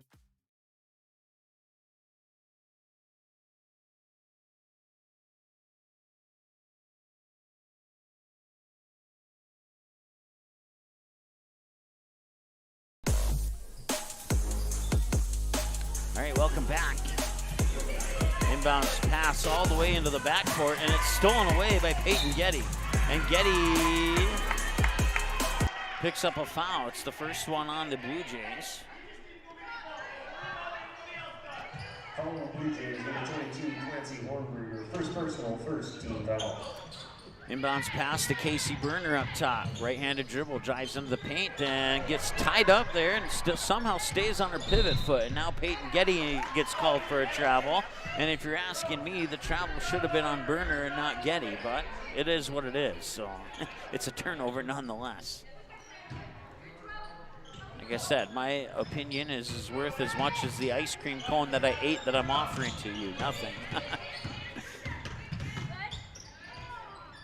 And now another tie-up, and that'll be a jump ball, and the possession area will go to the Kindred Vikings. So now the next jump ball will go to the Bluejays. Getty fires it over to Eisenschenk. Eisenschenk dribbles it up top and tries to feed a pass in there for Burner. Loose ball over the timeline, picked up by Casey Burner. No problem there, and now we have a foul, and this foul, I believe, is going on Mattia Stone. Or maybe there's no foul. Yep, there is a foul. First personal, second team foul.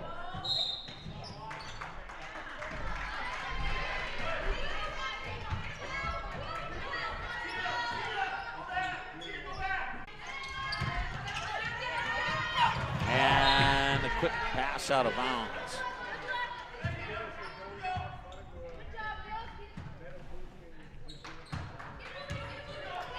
So another turnover here for the Bluejays. Turnover's about even at the moment. As Kennedy Bacco into the lineup. Gets it up top for Burner. Burner with that left-handed dribble. Goes in, now comes back out. And that one was swatted away into the hands of Peyton Getty. And Getty tried to sneak in. Now they'll get an open look at a three, and that one's too strong. Rebound comes down to Enander, and bringing it up the court here is, I believe that's Schuster. And now Schuster will try for a three. A little bit strong on that one. Had the arc, but too much power on that one. Back the other way comes Eisenschenk. Pumps into the corner for Bacco. That one's off the mark, off the corner. Three, it will not go. Loose ball picked up there by, that was Sierra Nipstead. Moves into the lineup here. We are halfway into the quarter, and we only have one basket in the scorebook, and that belongs to Casey Burner.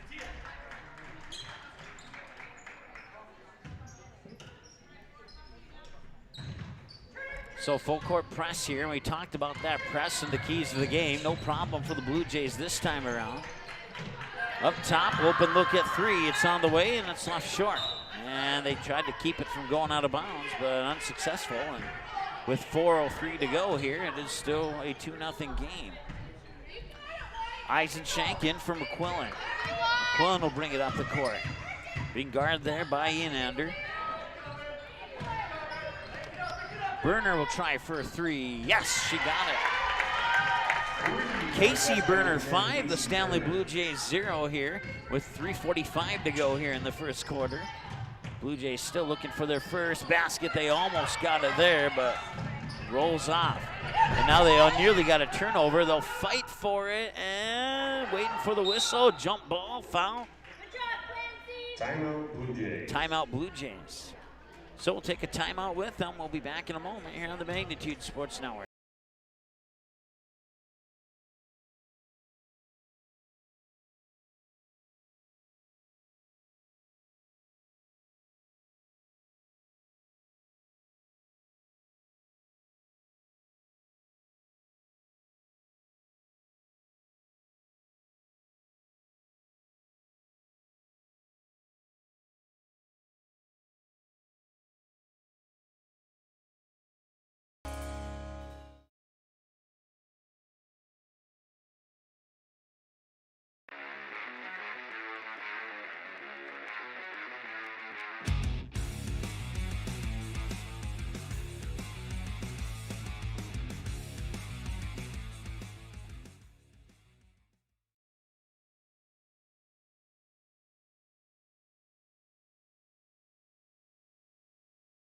All right, welcome back to the BSC Armory here on the campus of Bismarck State College. It's a 5-0 ball game. Kindred Vikings with the lead over the Stanley Blue Jays here on the Magnitude Sports Network with 3:33 to go. And inbounds pass comes to Molly Lund. Lund will dish it off there for her teammate, Hornberger. And now Hornberger will swing it out near wing here for Enander. And Enander lost it.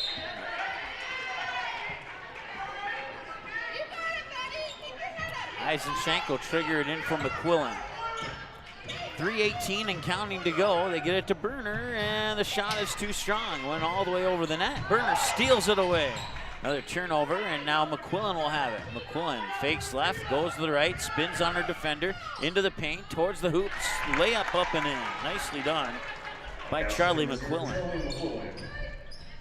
Yes, that's the first point scored by somebody not named Casey Burner. It was 5-0 Casey over the Blue Jays up until that shot there by Charlie McQuillan.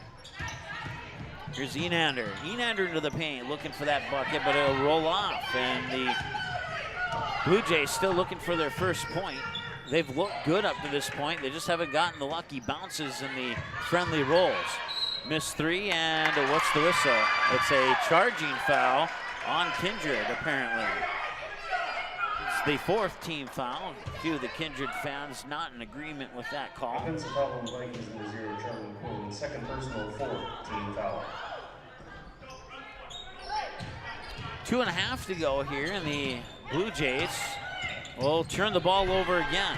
Casey Burner to the hoop, and she was looking for a foul. Is she going to get awarded with it? And it looks like Bethany Enander here might be, yeah, she's going to limp off. They're going to check up on her. Ava Schuster will come in to take her place.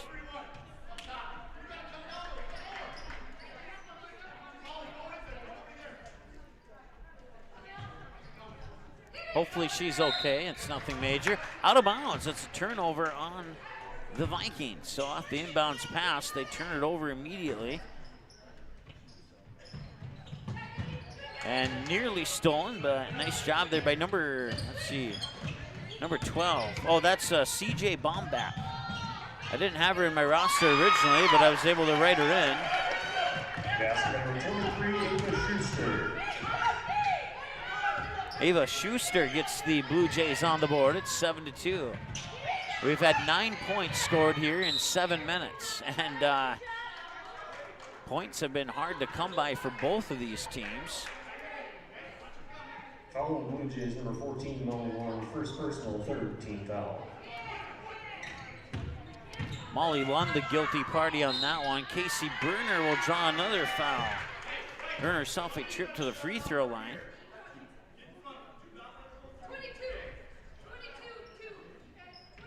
Foul on the Blue Jays number 22, Clancy Hornberger. Second personal, fourth team foul. Clancy Hornberger with 2, Molly Lund with 1, Mattea Stone with 1. And the foul should be 4-4 and not what you saw on your screen there.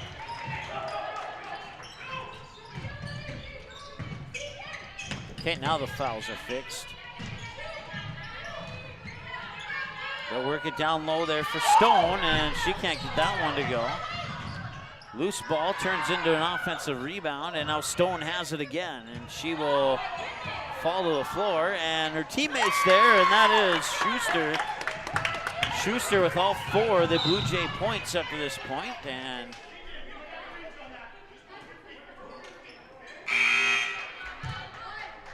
Casey Berner will trigger the inbounds pass from the near sideline here for the Vikings. Berner gets into Bacco, right back to Berner.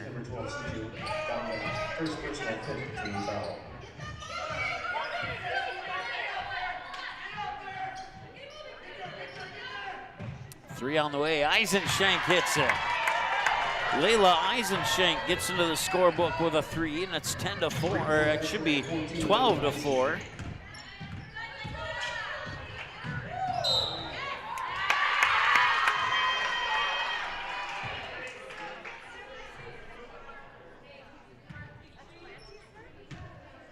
Following Blue Jays, number 22, Clancy Hornberger, 3rd personal.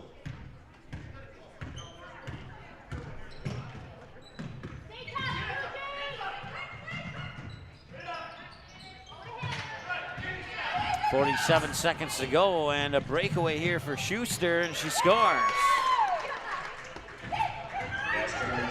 Kindred 12, Schuster 6. And now the Blue Jays are getting some opportunities here. And she'll pull up for a 3, and that one will rattle off. That was Hornberger on the 3-point attempt, and now a whistle and a foul.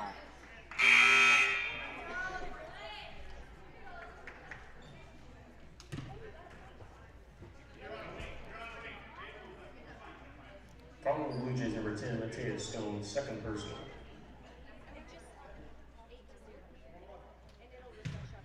So, Kindred in the bonus now, as I must have missed a couple fouls just a moment ago. Both teams had 4. There we go, now we're caught up.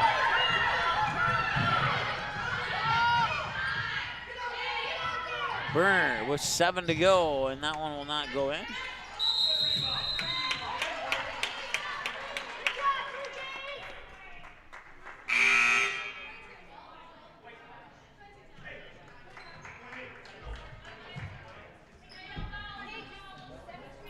So 3.8, and Kindred will put the press on here. And they'll get the ball turned over. Out of bounds with exactly 1 second to go.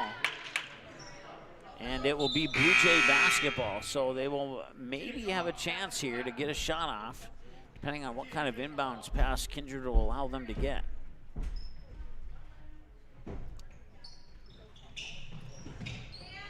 And they'll just take it to the end of the first quarter. So after one, it's the Kindred Vikings 12 and Ava Schuster of the Stanley Blue Jays 6. After 1 quarter of play, we'll take a timeout and be back with the second quarter here in 60 seconds on Magnitude Sports. Be right back. Buying, selling, or leasing commercial real estate or farmland in the Fargo-Moorhead and surrounding area? From office to retail, industrial to multifamily, commercial land to farmland. As the #1 commercial, sales, and leasing brokerage in the FM region, Goldmark Commercial has the experience and skills to handle all of your commercial real estate and farmland needs with the highest levels of customer service and marketing around. Trust the experts at Goldmark Commercial Real Estate to lead your team to success.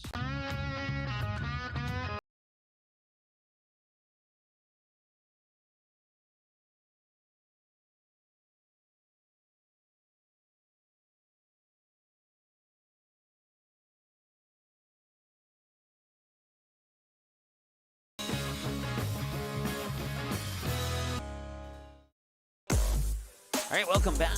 Second quarter about to get underway. It'll be Kindred Viking basketball to start quarter number 2.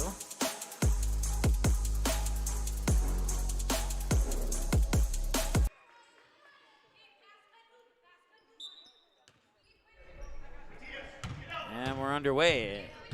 Oops, I hit the wrong button.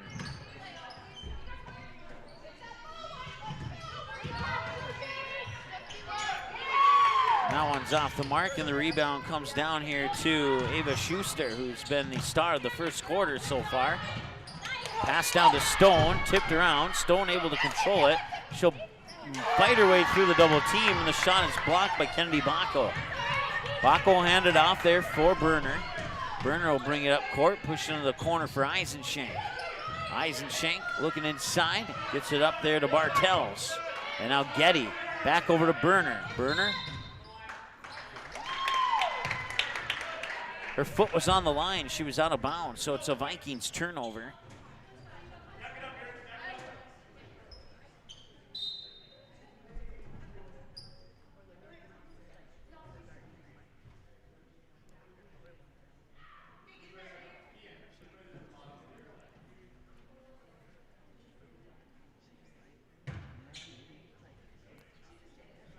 So inbounds from the far corner instead of the baseline, and that inbounds pass will come to Enander. And a loose ball, it's picked up and turned over, and now Peyton Getty with the missed shot, and there's somewhere in the mix is a foul.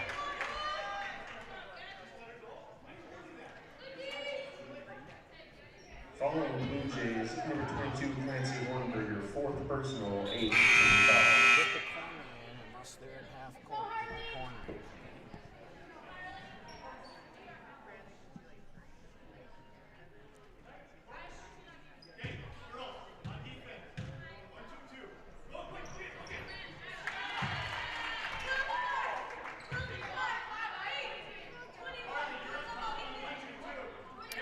Kennedy Bacco at the free throw line. First trip for either team to the line today, and she connects on both of them. Once again, that full court pressure from the Vikings. And Schuster will get the ball back. Schuster will drive to the hoop, throw it up, and earn herself a trip to the free throw line. Team foul number 5 on the Vikings. And this one is going to be charged to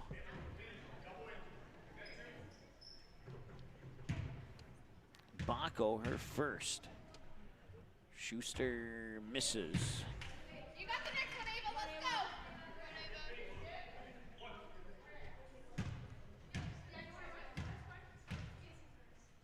Second one from Schuster is up and in. Nicely done there by Ava Schuster. 5'7" senior guard comes through for the Bluejays, and she's keeping her team in this. It's the Vikings 14 and Schuster 7. Bacco from the free throw line, she connects. 16-7 now, 6:45 and counting, out of bounds.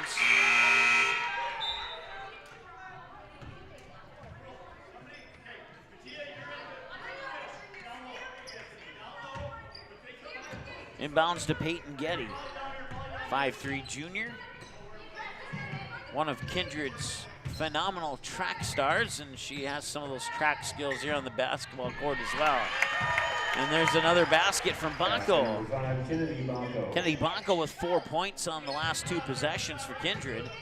They've increased their lead to 18-7. Coming across the court is Harley, let me look at my pronunciations, Datine.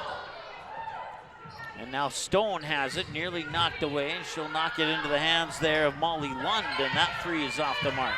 Rebound comes down to Berner, up court for Eisenshank. Eisenshank to the hoop, and one!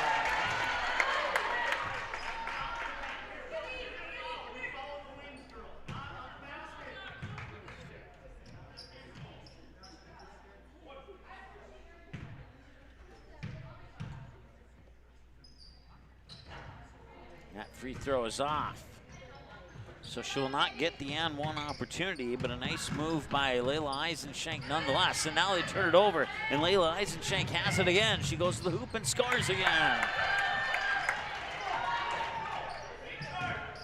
7 for Eisenshank, according to my numbers. Stone has it in the paint, lost it off her foot, and a whistle, I think, came before the kick. Following the Vikings number 14, Layla Eisenshank, first personal, 6 team foul.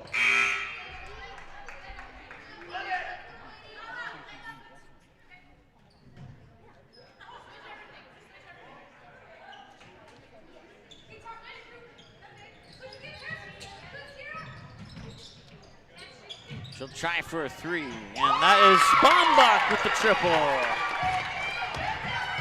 The first person other than Ava Schuster to score for the Blue Jays. Nipstad has it in the paint, works it across court there to Rohrbeck. And now in the far corner, it's Getty. Getty gets the ball back from Eisenshank. And Casey Berner sees that one go in and out. Rebound snagged by Lund. She'll bring it up the far sideline. Being guarded by Getty, and a travel.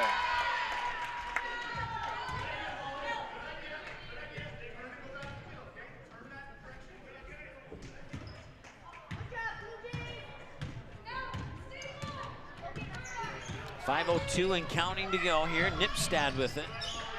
Up top for Getty.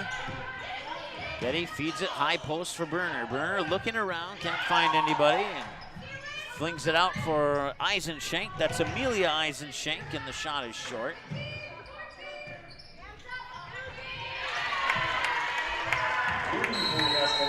Casey Berner.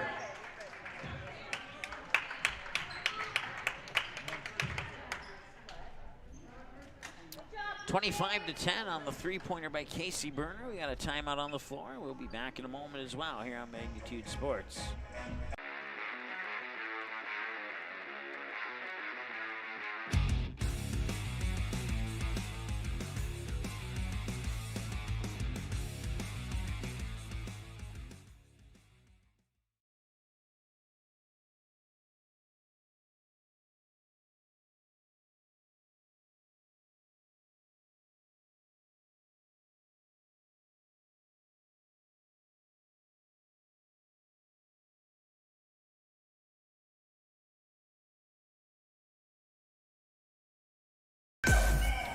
All right, welcome back. 25-10 in favor of the Kindred Vikings here on Magnitude Sports. Schuster will dump it back there on the spin move by Enander to get over the timeline. Now Stone has it. Stone falls to the ground, and Amelia Eisenshank takes it away.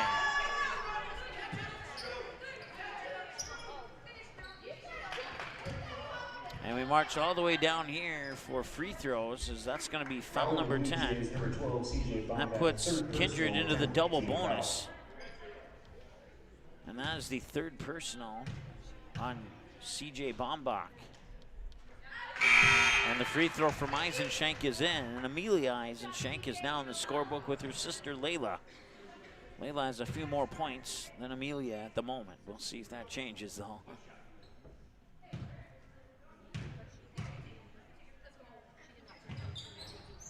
And I want to rattle in. 27-10 now here on two free throws by Amelia Eisenshank. And that one's out of bounds. Turnovers are a big reason why the Blue Jays are down by 17 right now. If they can clean up the turnovers, they might be able to get back into this game. That's Nipstad with it. Or it was, and now two passes later, Getty shot, rebound by Rohrbeck will not go, and it's two missed shots and a foul.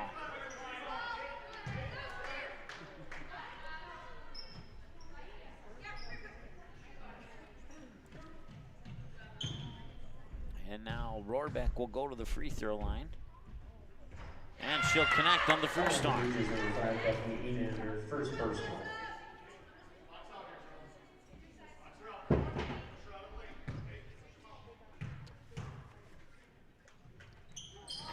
Second one is off the mark, but an offensive rebound for the Vikings.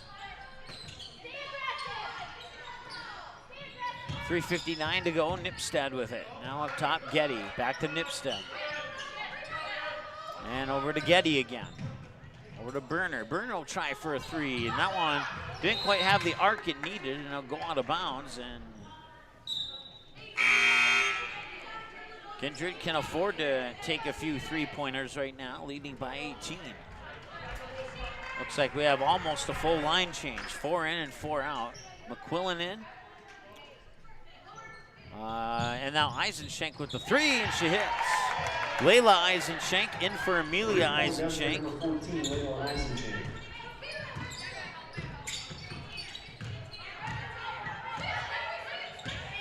And now Bacco back in, as is Bartels for the Vikings. Here's Schuster to the hoop, and that one will be a foul on the Vikings. Team foul number 7. It puts the Blue Jays into the bonus. Foul on the Vikings, number 14, Layla Eisenschenk. Second personal, 7th team foul. But they'll get ahead of the bonus here, as this is a 2-shot foul for Schuster. At least I thought it was. Thought it was in the act of shooting, but it's going to be 2 regardless since she made the first one.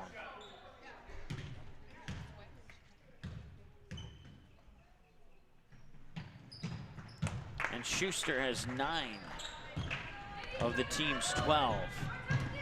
31-12 now here in favor of Kindred on the KLN Family Brand scoreboard. It's Bacco with it.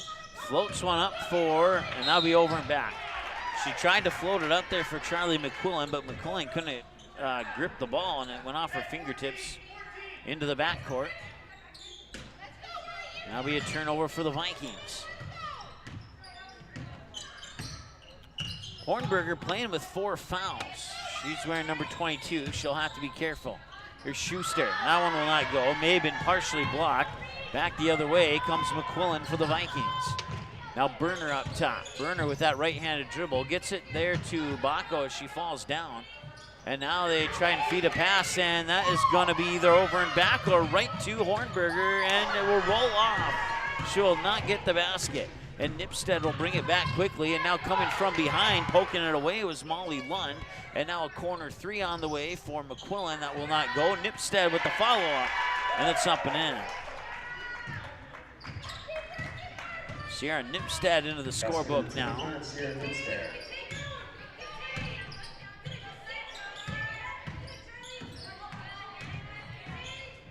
Schuster has it, far side. Work it up top there for Enander. And now back to Schuster. Schuster will drive to the hoop, and it rolls out. Oh, man. But a nice effort there to get the rebound, and they'll get another offensive possession here. Tried to push it down to the baseline, but turned it over as the pass was intercepted. 2-on-1 back the other way with the lead pass to Casey Burner, and she scores. Timeout, Blue Jays. Blue Jays will take a timeout with 1:55 to go here in the second quarter of play. We'll be back in a moment here on Magnitude Sports. Don't go anywhere. Kindred Storage provides secure and affordable storage 24 hours a day. The units at Kindred Storage are new construction, isolated from water and snow, and are maintained year-round. The area is also well lit to ensure safe and easy access to your possessions day or night. Call 701-428-3121 for availability, unit pricing, and more information. Kindred Storage. You can find them online at kindredstorage.com. You can also find them on the north side of the airport in the city of Kindred. How does Popeye's chicken sandwich get so crunchy, juicy, and tasty? We make everything with love. Get it today and make your taste buds dance. Love that chicken from Popeyes. All right, welcome back to the Armory here at Bismarck State College, home of the BSC Mystics. And today it's home to the Kindred Vikings and the Stanley Bluejays. Vikings 10-6 on the season. The Stanley Blue Jays have played 2 extra games.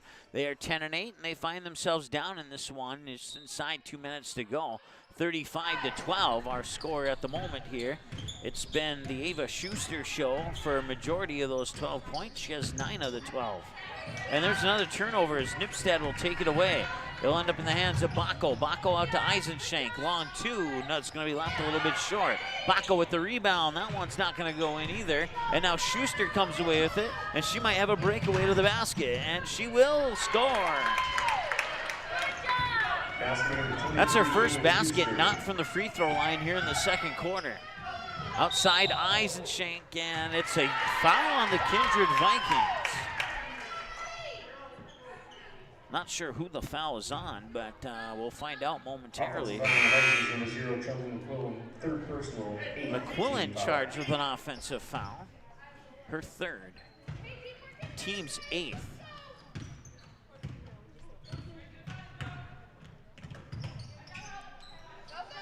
Here's Enander, and her pass is tipped. Chasing after it there was Lund. Lund pushes it in the corner for Hornberger, who's playing with 4 fouls. And now a nice pass there for Enander. She'll go to the hoop and a little bit strong. Schuster with the rebound. And the follow-up shot also rolls off the rim. And the defensive board comes to Bartels, who'll bring it up the court. Flip a little pass to Nipstead. Nipstead will dribble back up in between the circles and direct traffic and set up the offense here for the Vikings. She'll get it right back. Now she'll feed it over to Getty. Getty looking cross-court back up top for the Vikings as they go around the perimeter. Now drive into the paint and score.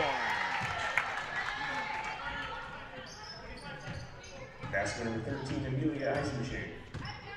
Amelia Eisenschenk with her first points, not from the free throw line. It's 37-14 here in the final 13 seconds of the quarter, of the first half, and another turnover.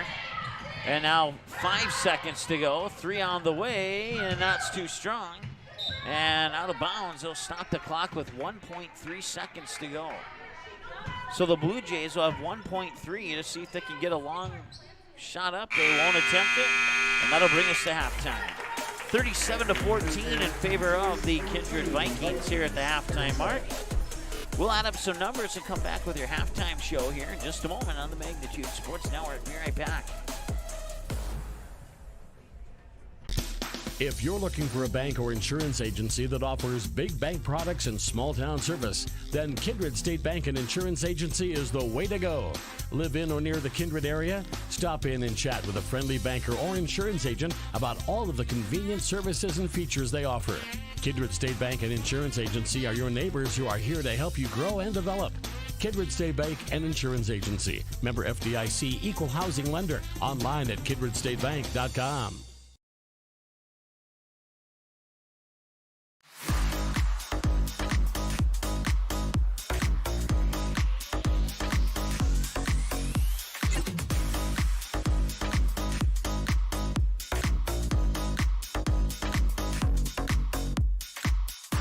MLGC's story began in 1906 in the rural communities of Enderlin and Cooperstown. Today, MLGC is a fourth-generation family-owned company that can deliver ultra-high-speed broadband, TV, telephone, and advanced business services to customers on a 100% fiber optic network.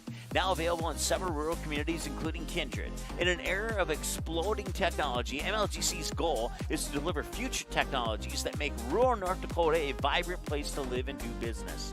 Visit them today, MLGC.com. MLGC, moving you at the speed of light.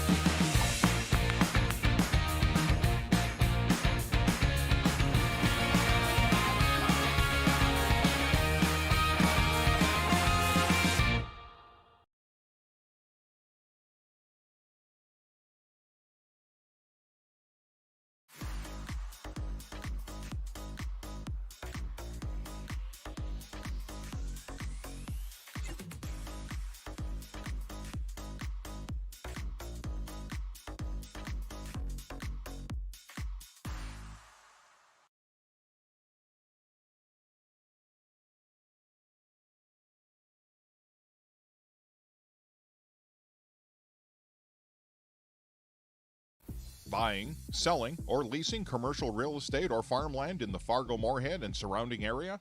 From office to retail, industrial to multifamily, commercial land to farmland. As the #1 commercial, sales, and leasing brokerage in the FM region, Goldmark Commercial has the experience and skills to handle all of your commercial real estate and farmland needs with the highest levels of customer service and marketing around. Trust the experts at Goldmark Commercial Real Estate to lead your team to success.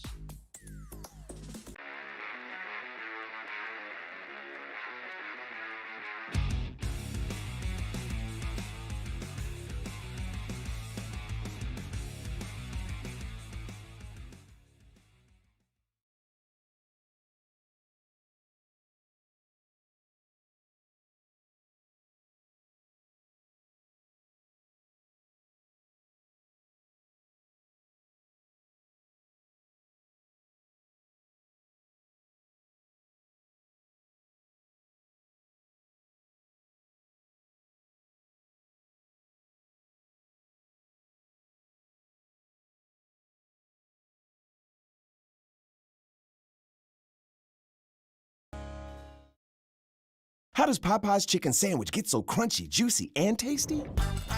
We make everything with love. Get it today and make your taste buds dance. Love that chicken from Popeyes.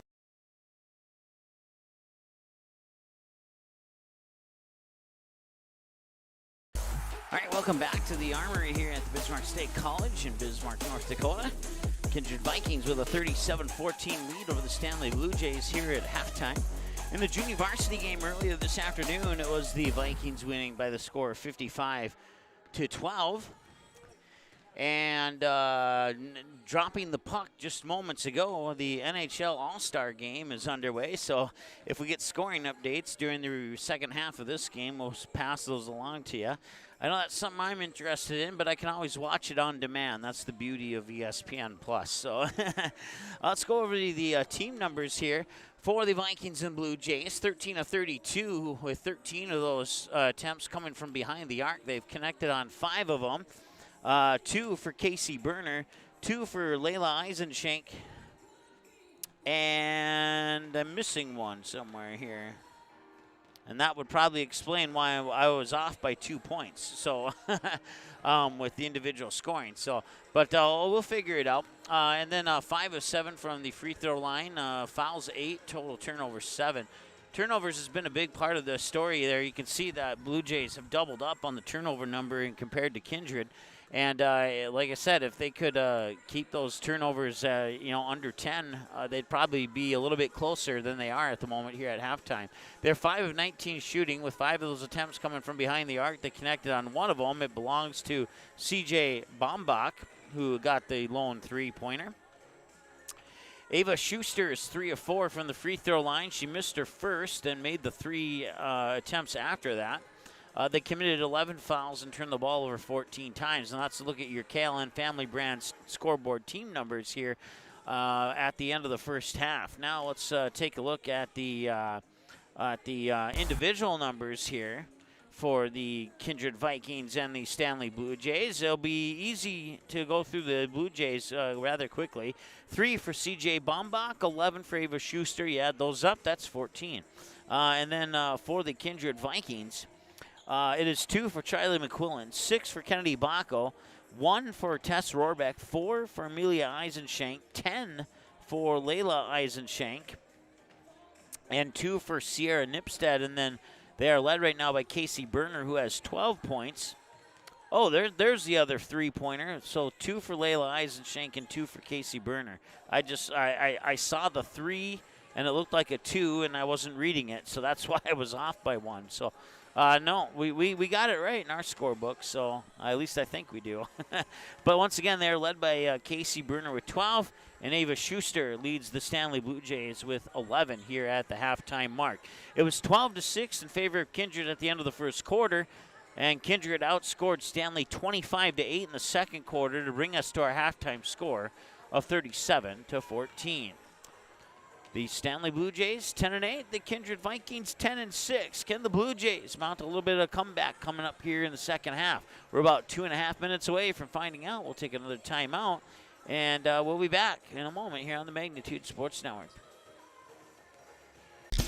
If you're looking for a bank or insurance agency that offers big bank products and small town service, then Kindred State Bank and Insurance Agency is the way to go. Live in or near the Kindred area? Stop in and chat with a friendly banker or insurance agent about all of the convenient services and features they offer. Kindred State Bank and Insurance Agency are your neighbors who are here to help you grow and develop. Kindred State Bank and Insurance Agency. Member FDIC, equal housing lender. Online at kindredstatebank.com.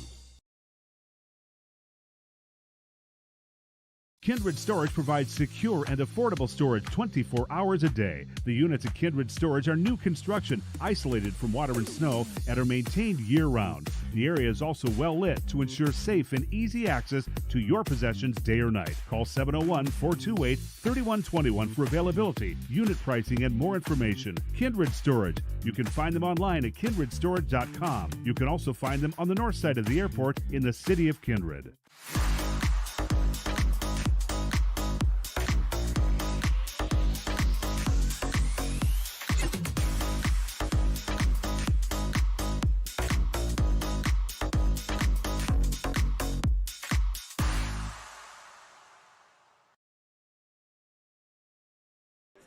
All right, welcome back. Halftime about to be concluded here. It's 37-14 in favor of the Kindred Vikings. Don't forget to follow us on our social media Big Four at Magnitude SN. Give us a subscribe, like the video if you've enjoyed the broadcast. If you don't like the scoreboard but you've enjoyed the rest of the broadcast, give the video a like anyway. That's what I mean by that. So that does not include the scoreboard. If you don't like what the scoreboard says, we hope that's the only part that you don't enjoy about the broadcast. Magnitude SN on Twitter, Magnitude SN on Facebook, Magnitude Sports on Instagram, and then magnitudesn.com is our website. And on our website, you click on schedule. We'll see that this is the last game of the week, and then DGF will take over the beginning of next week with a girls game hosting the Perham Yellow Jackets. Triple header Tuesday, double header Thursday, 4 games for you on Friday. That's when we'll see the Vikings again. Actually, we'll see them on Thursday, and then we'll see them on Tuesday, Thursday, and then we'll see a double dose of them on Friday. There we go.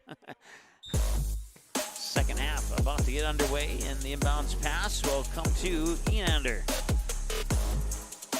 Once again, 37-14, or 37-14, excuse me.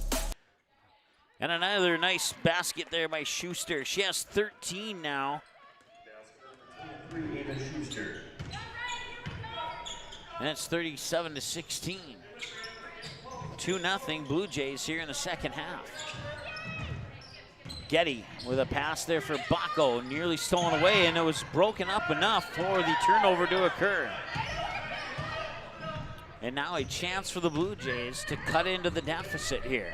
They're definitely not out of it. I know the score looks a little bit lopsided, but they certainly have the ability to get right back into this one here, as long as they can limit those turnovers and play some smart basketball here.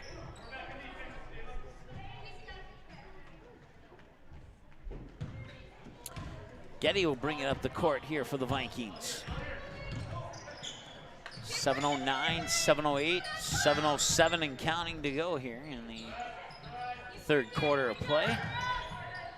We'll find Casey Berner by the baseline and a cutting Peyton Getty, and she scores. Casey Berner with the assist on the basket by Peyton Getty. And Getty has her first points of the evening, of the afternoon, I should say. Basket number 3, Armory.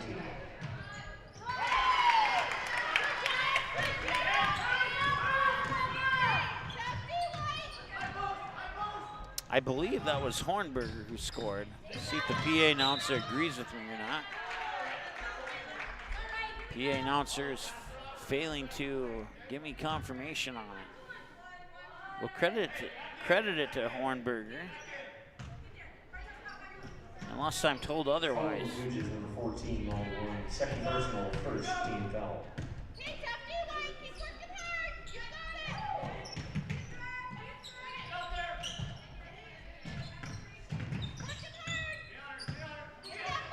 Berner into the corner, Eisenshank, baseline jumper off the front of the rim, won't go, and Schuster with the rebound. She'll flip the pass off to Enander, who'll bring it up the court. Enander to the basket, scores! Nicely done by Bethany Enander. And the Stanley Blue Jays are on a 6-2 run to open up the second half here. 30-29, Eisenshank cannot get that one to go. And the rebound tipped out to Casey Berner, and there's a whistle and a foul, and the basket counts, I think. Yes, it does. Number 10, Casey Berner. Casey Berner with 14 now.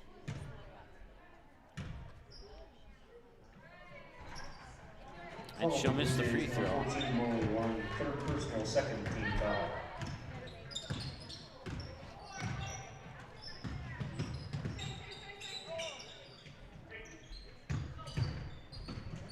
Nice pass across the paint. Schuster will get the assist, and getting the basket is Hornberger.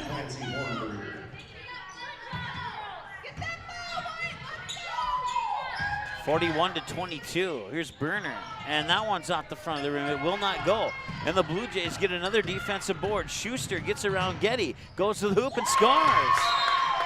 And the Vikings are going to call a timeout. Sam Brent had enough of this, and it is going to be 41-24. And we'll see if the momentum continues here for the Blue Jays. We're going to return from the break here on the Magnitude Sports Network.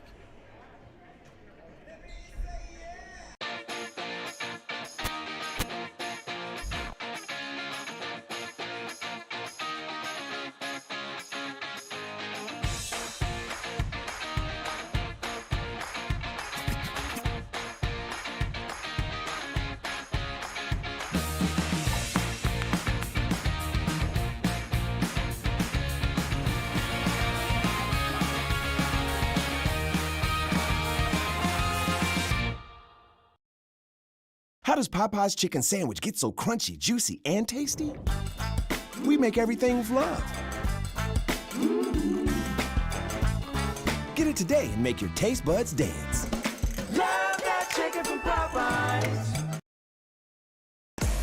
All right, welcome back. It's a 10-4 run for the Stanley Bluejays to start the second half, and that was enough for Sam Brandt to say, hey, come here, let's talk. And we're out of the timeout now. It'll be Viking basketball. Eisenschenk will trigger the inbounds pass, and we'll see if the Vikings can slow down the Blue Jays. Hot start, and they turn it over. And coming up the court here is Hornberger. She'll slow it down. We kind of talked about this in the keys to the game. They want to be patient. They don't have a lot of height to go deep into the paint.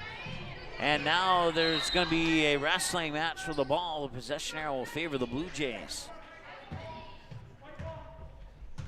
Came about a half later than the Blue Jays probably wanted it to come, but it is coming now, and they got the ball. And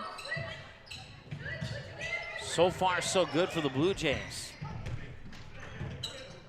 Hornberger playing with 4 fouls. She'll have to be careful. Hands it off there for Baumbach, and a whistle, and what's the call?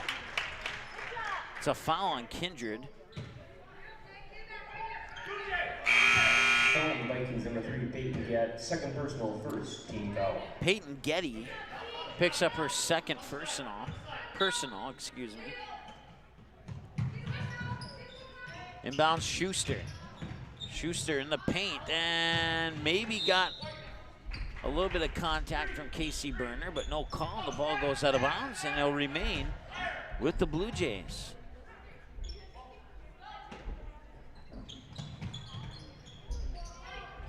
They'll get it in, and the shot is up and just a little bit short, and now another foul. This foul goes on the Blue Jays. It's their third of the second half. It's the second on, or no, it's the first on Ava Schuster. And now we've seen about 5 inbounds pass from that baseline, and it's finally the blue team with inbounds pass. Here's Getty up top. Bounce pass, free throw line. Getty will get it right back from McQuillan. Put up the 3, too strong. And they will wrestle for the rebound, and that possession error will go to the Kindred Vikings.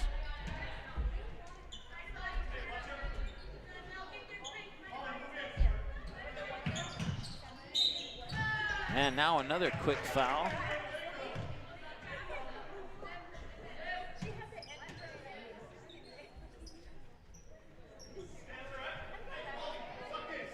Foul on the Blue Jays, number 5, Bethany Enander, second personal, 4th team foul. Enander picks up her second.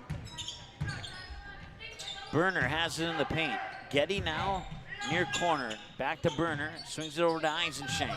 Eisenschenk with a right-handed dribble down to the baseline. Gets cut off there by Enander, and a whistle.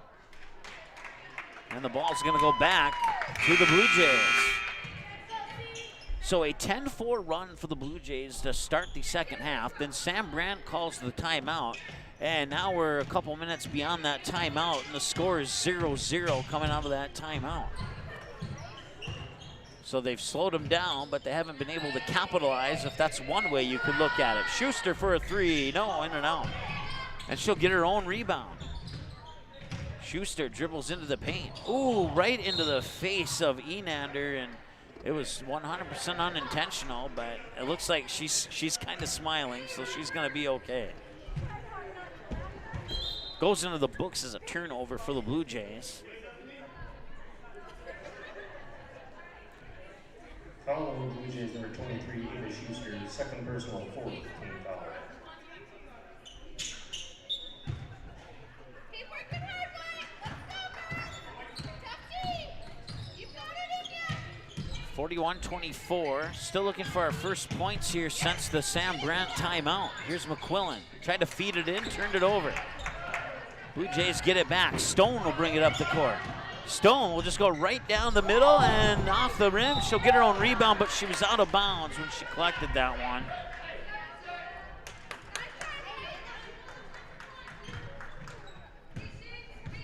So Peyton Getty will bring it up for the Vikings. Getty fires it over McQuillan. Open look for three. No, it's going to be short. Offensive rebound. Burner and one.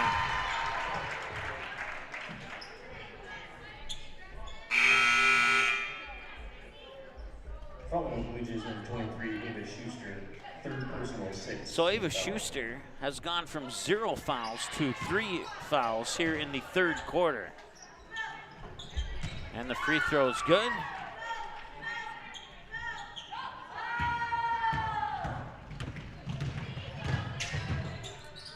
Enander scores. Or Hornberger, excuse me. Wrong player, but they did score. 44-26, that shot off. Offensive rebound, gets tangled up. Jump ball favors the Blue Jays.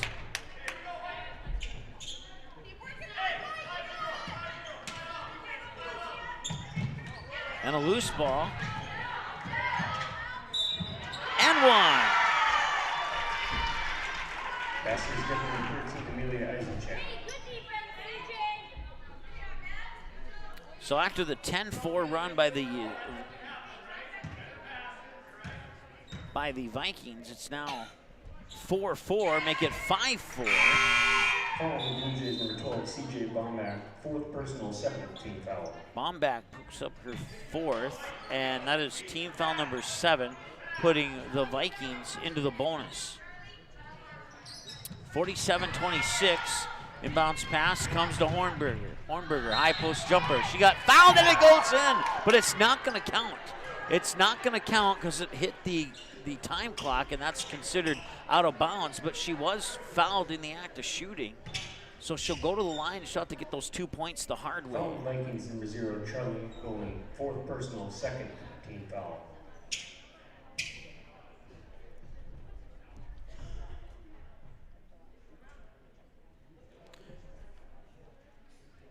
I think they're discussing the time on the clock here at the scorer's table.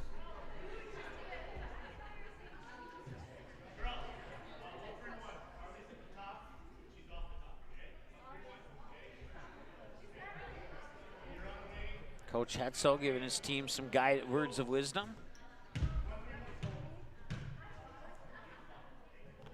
2:38 is where the clock will be set to. So we'll let our clock sit there for 18 seconds and catch up. First free throw is missed here from Hornberger. And the second one is too.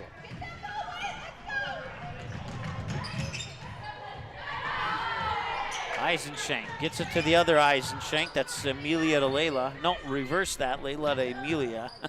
Here's Bacco. Nipstead up top. Eisenschenk hits the three. It's Amelia Eisenschenk with the triple. 3-point basket number 13, Amelia Eisenschenk. That's Harley Deteen. That's how you pronounce that one, according to one of the Stanley Blue Jay players who helped me out with the name pronunciations. Basket is good for number 23, Ava Schuster.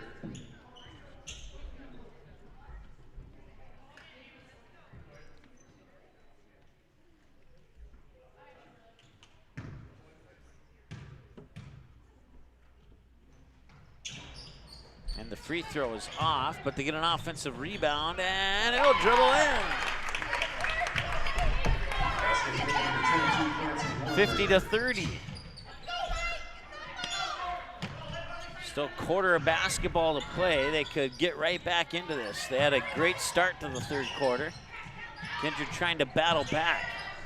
A couple of missed shots there, and Schuster will come away with the rebound. Outside, teeing it up for a three. It's good! Placey Hornberger with the triple.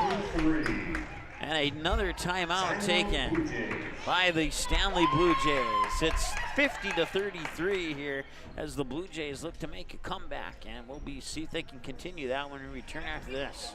Buying, selling, or leasing commercial real estate or farmland in the Fargo-Moorhead and surrounding area? From office to retail, industrial to multifamily, commercial land to farmland. As the #1 commercial, sales, and leasing brokerage in the FM region, Goldmark Commercial has the experience and skills to handle all of your commercial real estate and farmland needs with the highest levels of customer service and marketing around. Trust the experts at Goldmark Commercial Real Estate to lead your team to success.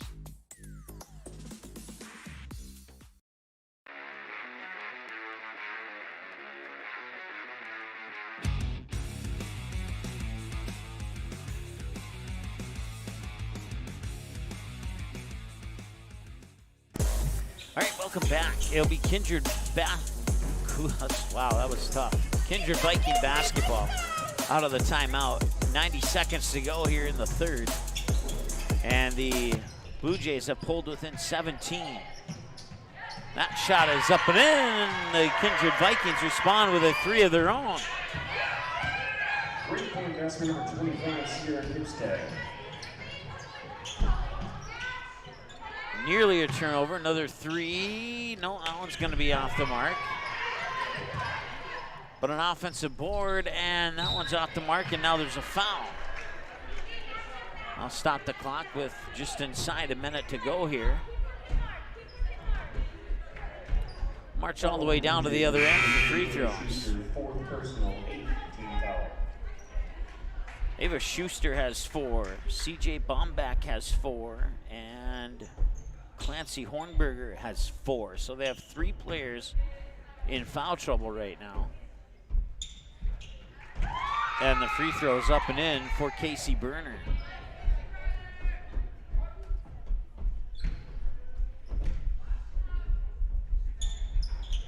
And she'll make the second one as well.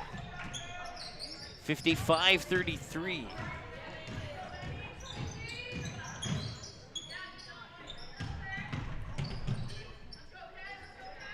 Inside there for Molly Lund, and Lund will score. That's her first points of the game. Back the other way.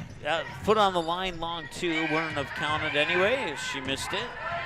And now back in transition. They try and move quickly. The ball was popped away, and Baco able to come up with it. Back the other way, Nipstad with a long 2. Yeah, she got it. 7 points for Sierra Nipstad, the 7th grader, here playing varsity level basketball. Not bad coming off the bench. Another 3, that one is in.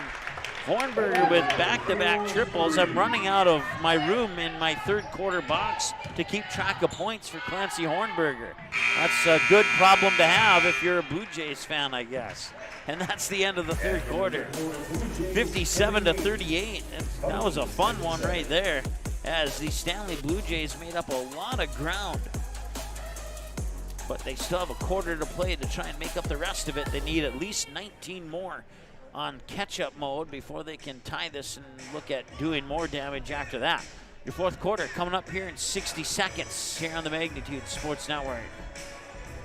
MLGC's story began in 1906 in the rural communities of Enderlin and Cooperstown. Today, MLGC is a fourth-generation family-owned company that can deliver ultra-high-speed broadband, TV, telephone, and advanced business services to customers on a 100% fiber optic network. Now available in several rural communities, including Kindred. In an era of exploding technology, MLGC's goal is to deliver future technologies that make rural North Dakota a vibrant place to live and do business. Visit them today, MLGC.com. MLGC, moving you at the speed of light.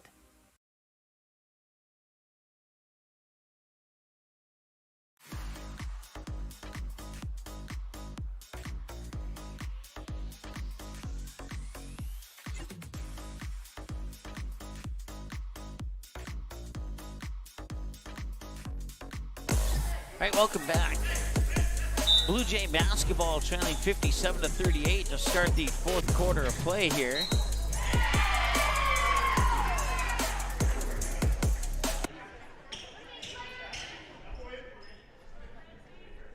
Foul the Vikings, number 3, Peyton Gett, third personal, 4th team foul.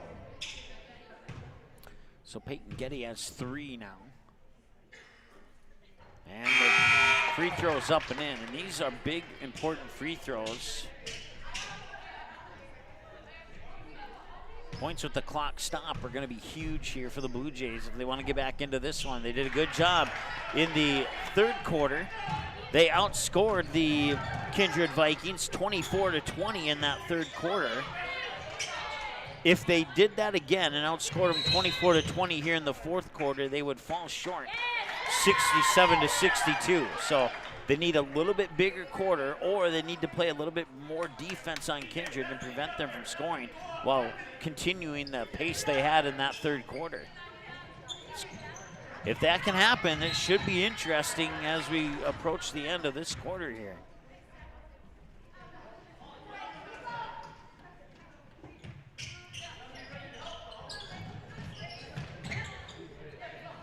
Kindred trying to play that trap, and they create a turnover. Burner has it from Eisenschenk, and Burner will be short on that one, out of bounds, and it goes to the Vikings.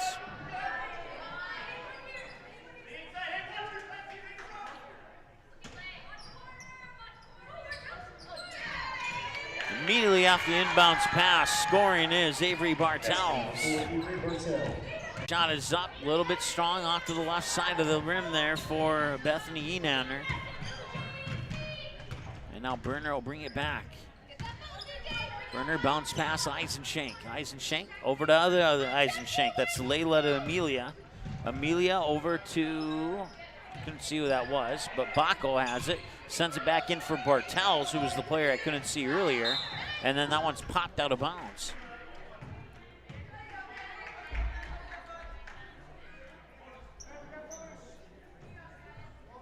That's the fourth personal on Molly Lund. So now the Blue Jays have 4 players with 4 fouls. Bombach, Schuster, Hornberger, and now Lund.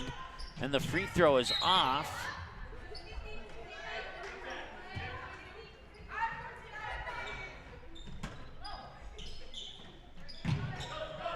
Schuster will bring it in over the timeline and waste no time.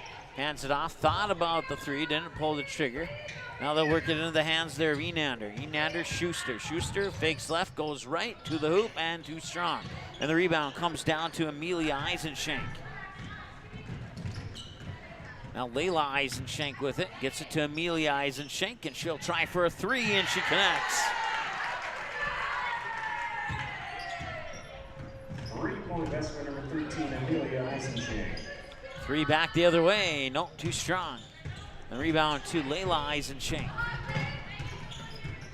Eisenschenk here, right-handed dribble, double team, gets it to Burner. Burner tried to feed it down low there for Bartels. However, it was just a little bit too strong of a pass. Bartels stands 5'11", needed to stand about 6 foot even to maybe get her hands on that one. Just a little bit too high. And the Vikings will press.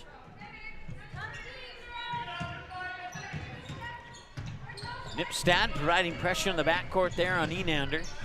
Enander will get the screen and get around and go down to the baseline and go to the hoop and draw the foul.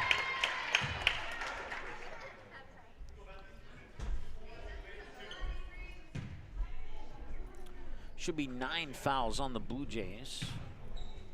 So we'll give them one more foul. Swish. Bethany Enander gets the free throw, and just 3 points right now. She was held silent on the scorecard in the first half, but done all of her scoring here in the second half. 62-42, Blue Jays within 20, but they need to start dominating right now. The way they did early in that third quarter. And Nipstad will take a short little easy trip to the basket and score another one. 9 points for Sierra Nipstad, and she's a 7th grader. We've seen 7th graders have great games for Kindred in the past. We'll see if Sierra Nipstad's the next generation of those great 7th graders for Kindred. It's maybe still a little too early to tell just yet, but so far so good if you're looking at it from that perspective. Also into the game now, Avery Ammerman, number 20 for the Vikings. She has the ball now. She fires it over to Eisenschenk. Eisenschenk, Burner, back over to Ammerman. Corner 3 on the way. No, left it short. Offensive rebound, and then the pass to Burner, and it rolls around and out. And out of bounds, and it will stay, will go to who? The Vikings, I do believe.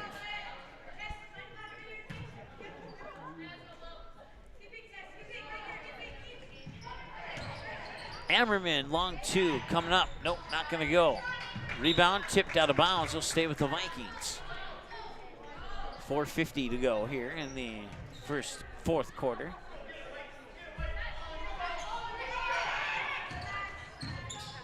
Stutter step up top. Ammerman fires it over to Eisenschenk. Layla Eisenschenk to the hoop, and it rolls off, and it will not go. Schuster gets the rebound. Eisenschenk swats it away. They'll call a jump ball, and the possession arrow will favor the Vikings.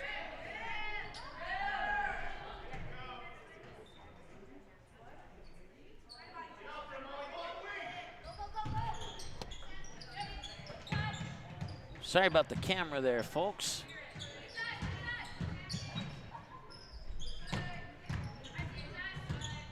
Eisenschenk with it. Now Burner. Burner will float one up from the baseline, too strong. And the rebound comes down. They'll get it up court to Enander. Enander up against Eisenschenk. Back out, catch and shoot. 3 is off the mark. Rebound there for Tess Rohrbeck. Rohrbeck up to Eisenschenk. Eisenschenk into the paint with a right-handed dribble. Ammerman out for 3, too strong. Rebound comes right to Mattia Stone. And up the court comes Hornberger and company. Down to the baseline, Stone has it. High post jumper, a little bit short. And a whistle and a foul on the Blue Jays. Foul, Blue Jays number 14, Molly Lund, 5th personal, 10th team foul. Molly Lund is done. She ends the night with 2 points. Fouls out with 3:42 to go here in the fourth quarter.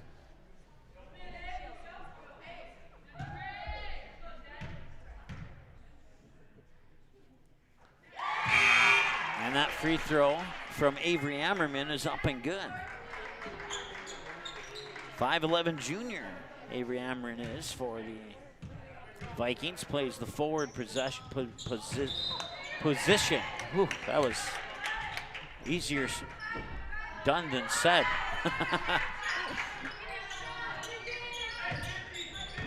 (65-42). That 3 is too strong.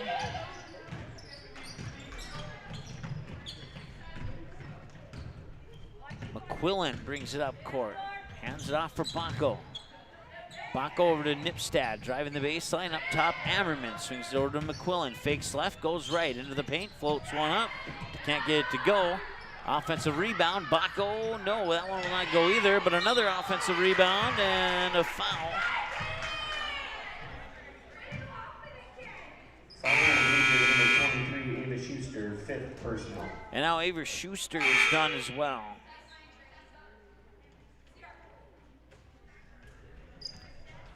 She will foul out with 3:06 to go here in the fourth.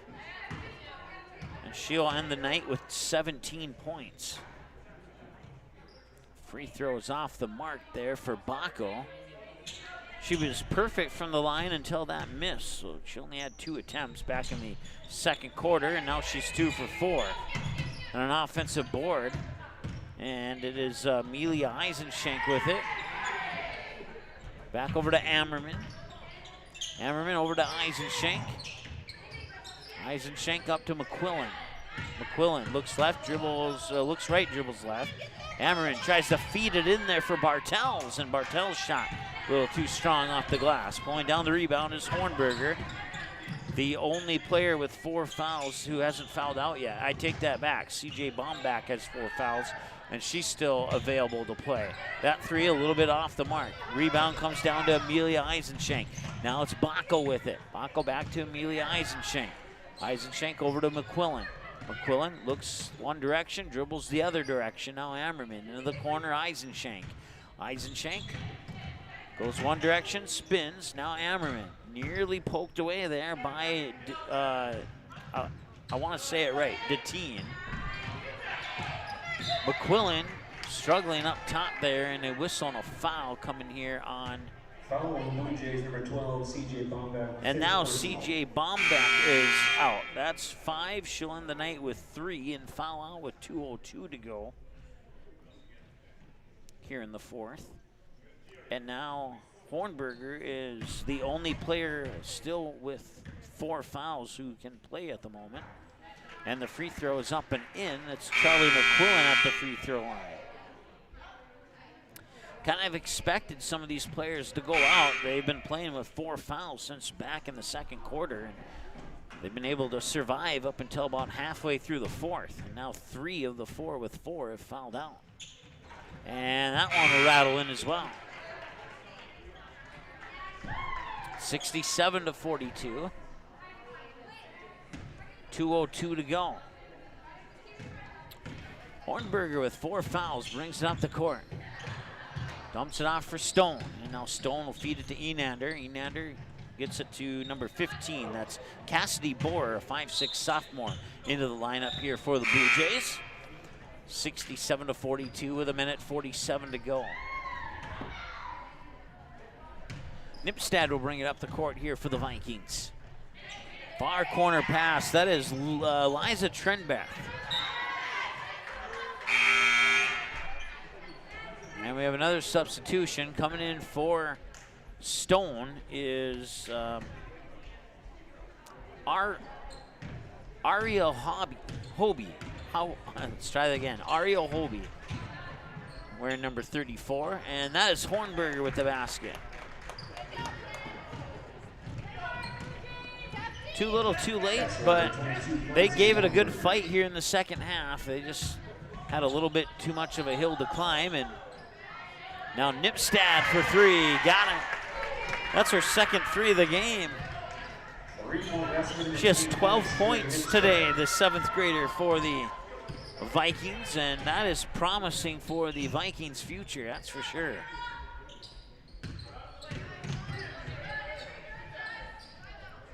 Let's see, that is number 1. I don't have her on my roster. Let's pull out the JV roster here. Haley Drayle, if I'm saying that incorrectly, I do apologize. But number 1, Haley possibly Drayle, into the lineup here for the Blue Jays with 37 seconds to go.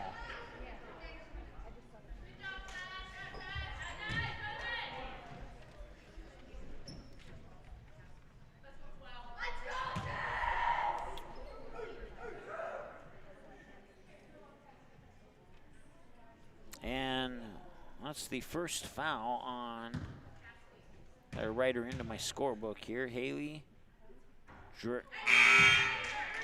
D-R-A-L-L-E. I'll just call her Haley. I don't want to pronounce it wrong.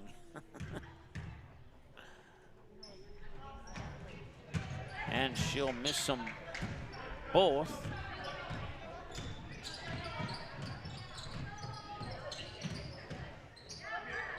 .30 seconds to go, and they'll turn it over.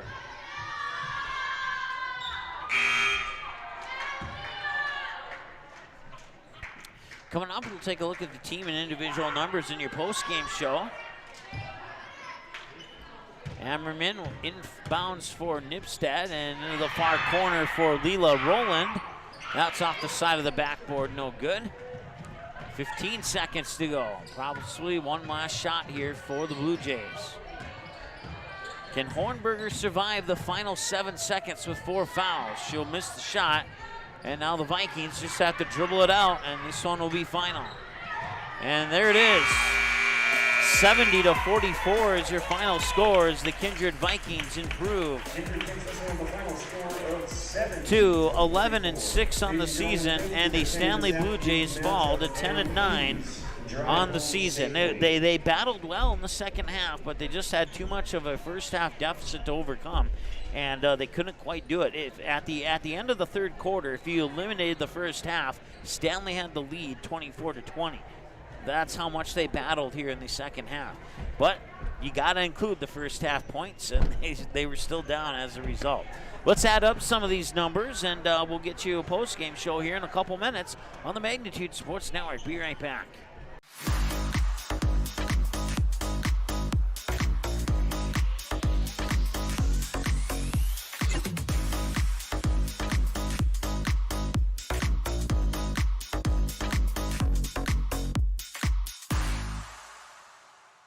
MLGC's story began in 1906 in the rural communities of Enderlin and Cooperstown. Today, MLGC is a fourth-generation family-owned company that can deliver ultra-high-speed broadband, TV, telephone, and advanced business services to customers on a 100% fiber optic network. Now available in several rural communities, including Kindred. In an era of exploding technology, MLGC's goal is to deliver future technologies that make rural North Dakota a vibrant place to live and do business. Visit them today, MLGC.com. MLGC, moving you at the speed of light.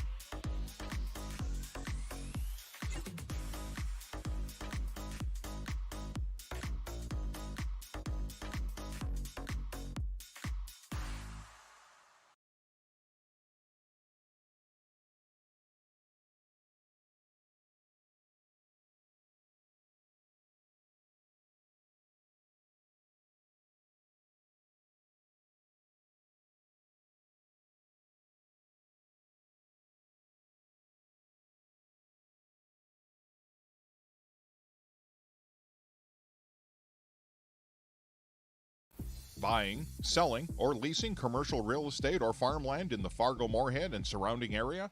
From office to retail, industrial to multifamily, commercial land to farmland. As the #1 commercial, sales, and leasing brokerage in the FM region, Goldmark Commercial has the experience and skills to handle all of your commercial real estate and farmland needs with the highest levels of customer service and marketing around. Trust the experts at Goldmark Commercial Real Estate to lead your team to success.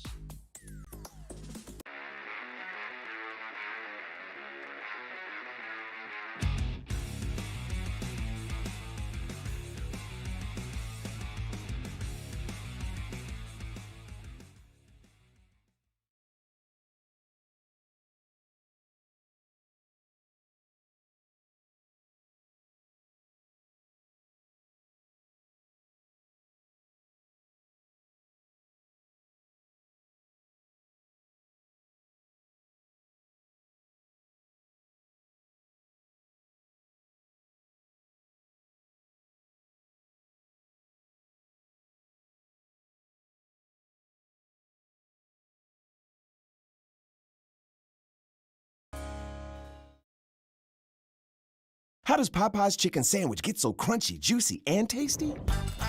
We make everything with love. Get it today and make your taste buds dance. Love that chicken from Popeyes. If you're looking for a bank or insurance agency that offers big bank products and small town service, then Kindred State Bank and Insurance Agency is the way to go. Live in or near the Kindred area? Stop in and chat with a friendly banker or insurance agent about all of the convenient services and features they offer. Kindred State Bank and Insurance Agency are your neighbors who are here to help you grow and develop. Kindred State Bank and Insurance Agency. Member FDIC, Equal Housing Lender. Online at kindredstatebank.com. Kindred Storage provides secure and affordable storage 24 hours a day. The units at Kindred Storage are new construction, isolated from water and snow, and are maintained year-round. The area is also well lit to ensure safe and easy access to your possessions day or night. Call 701-428-3121 for availability, unit pricing, and more information. Kindred Storage. You can find them online at kindredstorage.com. You can also find them on the north side of the airport in the city of Kindred.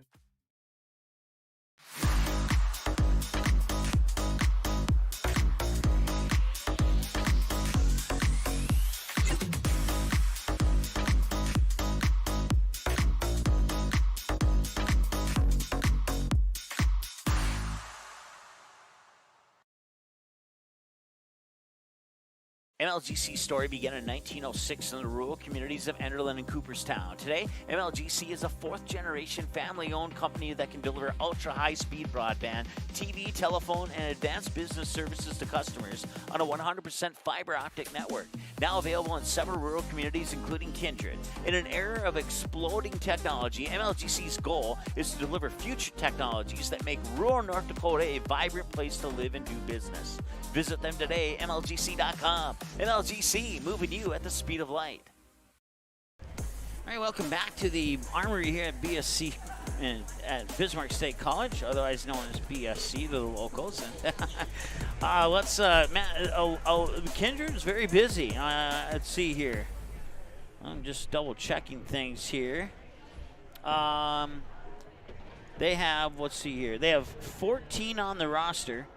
12 of them played, and 10 of those 12 scored points. So only 2 players on the Kindred roster didn't get any playing time, and only 2 of the ones that did get playing time didn't score any points. So we'll go over that here in just a little bit.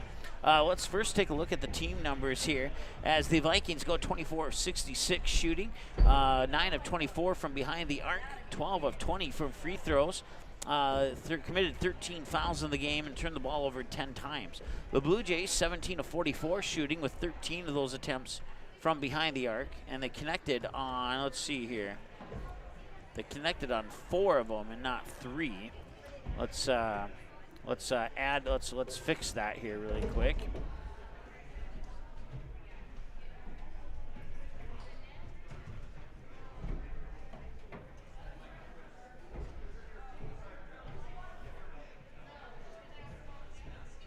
Maybe it's apparently it doesn't want to fix here.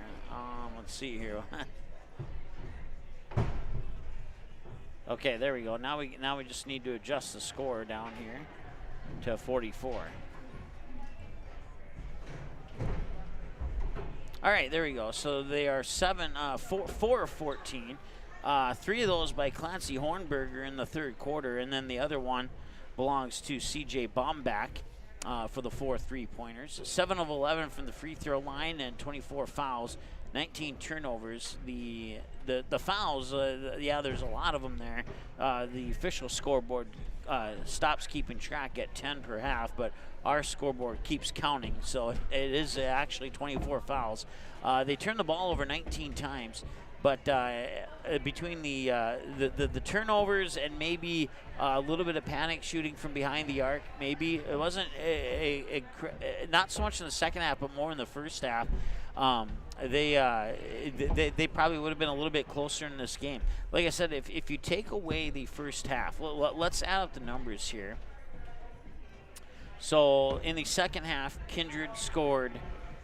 If you take away the first half, Kindred wins this game 33-30. If you take away the first half, Kindred wins this game 33-30. It was 12-6 at the end of the first quarter. The Kindred Vikings outscored the Bluejays 25-8 in the second quarter to take a 37-14 lead at halftime. And then the Stanley Bluejays would come out and with a 10-4 run to start the third quarter and outscore the Vikings 24-20 in the third quarter to pull within 57-38. But then the Vikings would hold off any potential comeback and outscore the Bluejays 13-6 in the fourth quarter to bring us to our final score of 70-44. So like I said, you take away that first half, and this is a 3-point basketball game, 33-30 in favor of the Vikings. So that's a look at your team numbers. So let's go ahead and take a look at your individual numbers here as we bring it back for your court view here in our post-game show. For the Stanley Bluejays, 4 for Bethany Enander, including 2 of 2 from the free throw line. Molly Lund had 2. She got that in the third quarter. She would foul out with 3:42 to go in the fourth quarter. Clancy Hornberger led the way with 18, and she scored, 15 of those 18 in that 24-point third quarter that the Stanley Bluejays had. She would avoid getting that 5th foul. She was playing with 4 fouls since about midway through the second quarter, and she was able to get through the rest of the game without picking up that 5th foul. Not so much the case for Ava Schuster. She was right behind Hornberger with 17 points. She fouled out with 3:06 to go in the fourth quarter. And then CJ Bombach, would have 3 points, and she would get those 3 points on a triple back in the second quarter. She would foul out with 2:02 to go in the ball game. And that wraps up your individual scoring. So once again, your leaders are Clancy Hornberger and Ava Schuster with 18 and 17 points respectively for the now 10-9 Stanley Bluejays. For the Kindred Vikings, they improved to 11-6. They had 4 points for Charlie McQuillan, 2 points for Peyton Getty, 2 points for Avery Bartels, 6 points for Kennedy Bacco, 1 point for Tess Rohrbeck, 10 points for Layla Eisenschenk, 1 point for Avery Ammerman, 12 points for Sierra Nipstead, 13 points for Amelia Eisenschenk. I think I said her name already once. And they were led tonight by Casey Berner, who ended the night with 19 points on the ball game. So like I said, they have 14 players on their roster. 12 of those 14 got playing time, and 10 of those 12 put points on the board. Points into the scorebook here for the Kindred Vikings. So the scoring distributed rather evenly. Like I said, Berner and Amelia Eisenschenk were your two leaders with 19 and 13. Everybody else, Layla Eisenschenk with 10. Oh, I forgot about Sierra Nepstead. She's a little bit further down in my book here, but she had 12. So your four leaders are Casey Berner with 19, Amelia Eisenschenk with 13, Sierra Nipstead with 12, and Layla Eisenschenk with 10. And then you get into single digits with Kennedy Bacco with 6, Charlie McQuillan with 4, 2 apiece for Peyton Getty and Avery Bartels, 1 apiece for Tess Rohrbeck and Avery Ammerman. And that wraps up your individual scoring for the Kindred Vikings. Don't forget, you can follow us online, YouTube, Twitter, Facebook, Instagram. Check out our website. Coming up next here on Magnitude Sports, we'll have the weekend off. We'll travel back to Fargo and get things ready for Monday, when we'll have a girls basketball matchup for you, 7:30 p.m. Monday night from the Fort in Glendon at DGF High School, as the Rebels will host the very dominant Perham Yellow Jackets. I believe they're 18-1, if memory serves me correctly without looking it up. And then Tuesday we have a triple header. I'll be in Barnesville for the wrestling triangular between the Trojans, the Crookston Pirates, and the Dewar Glendon Felton Rebels. Jason and Lance will have the Perham Yellow Jackets boys basketball game against the Bemidji Lumberjacks, and then Josh and I'm going to get some grief for that. I just know it. It's coming in the near future. Josh and Nick will have the Kindred versus Central Cass boys game coming up on Tuesday night. And then Thursday, it will be Barnesville and Pelican Rapids. Chris Hovden will have the call on the Barnesville on the Trojan Vikings game, and I will have the call on the Vikings Eagles game, as I'll be in Kindred Thursday night for that matchup for the girls. And then Josh and Nick will travel up on Friday to kick off their weekend in Grafton, when the Grafton Spoilers host the Kindred Vikings in a girls and boys doubleheader starting at roughly 6 o'clock. Jason and Lance will have the Perham Yellow Jackets and the Cherry Tigers. And then I'll be in Glendon once again for the DGF Rebels and the Moorhead Spuds. And then we'll wrap up the week on Saturday with a doubleheader from Concordia College. It's 2 colleges in a week, and how about that? Saturday here in Bismarck at Bismarck State College, and next Saturday at Concordia College in Moorhead. It's a weekend, Saturdays of college. We could call it a college Saturday or something like that here on Magnitude Sports if we wanted to. And then if you go to the Fargo Youth Hockey Association's Facebook page, you can watch the Squirt Bee International Championship game on Sunday, February 12th.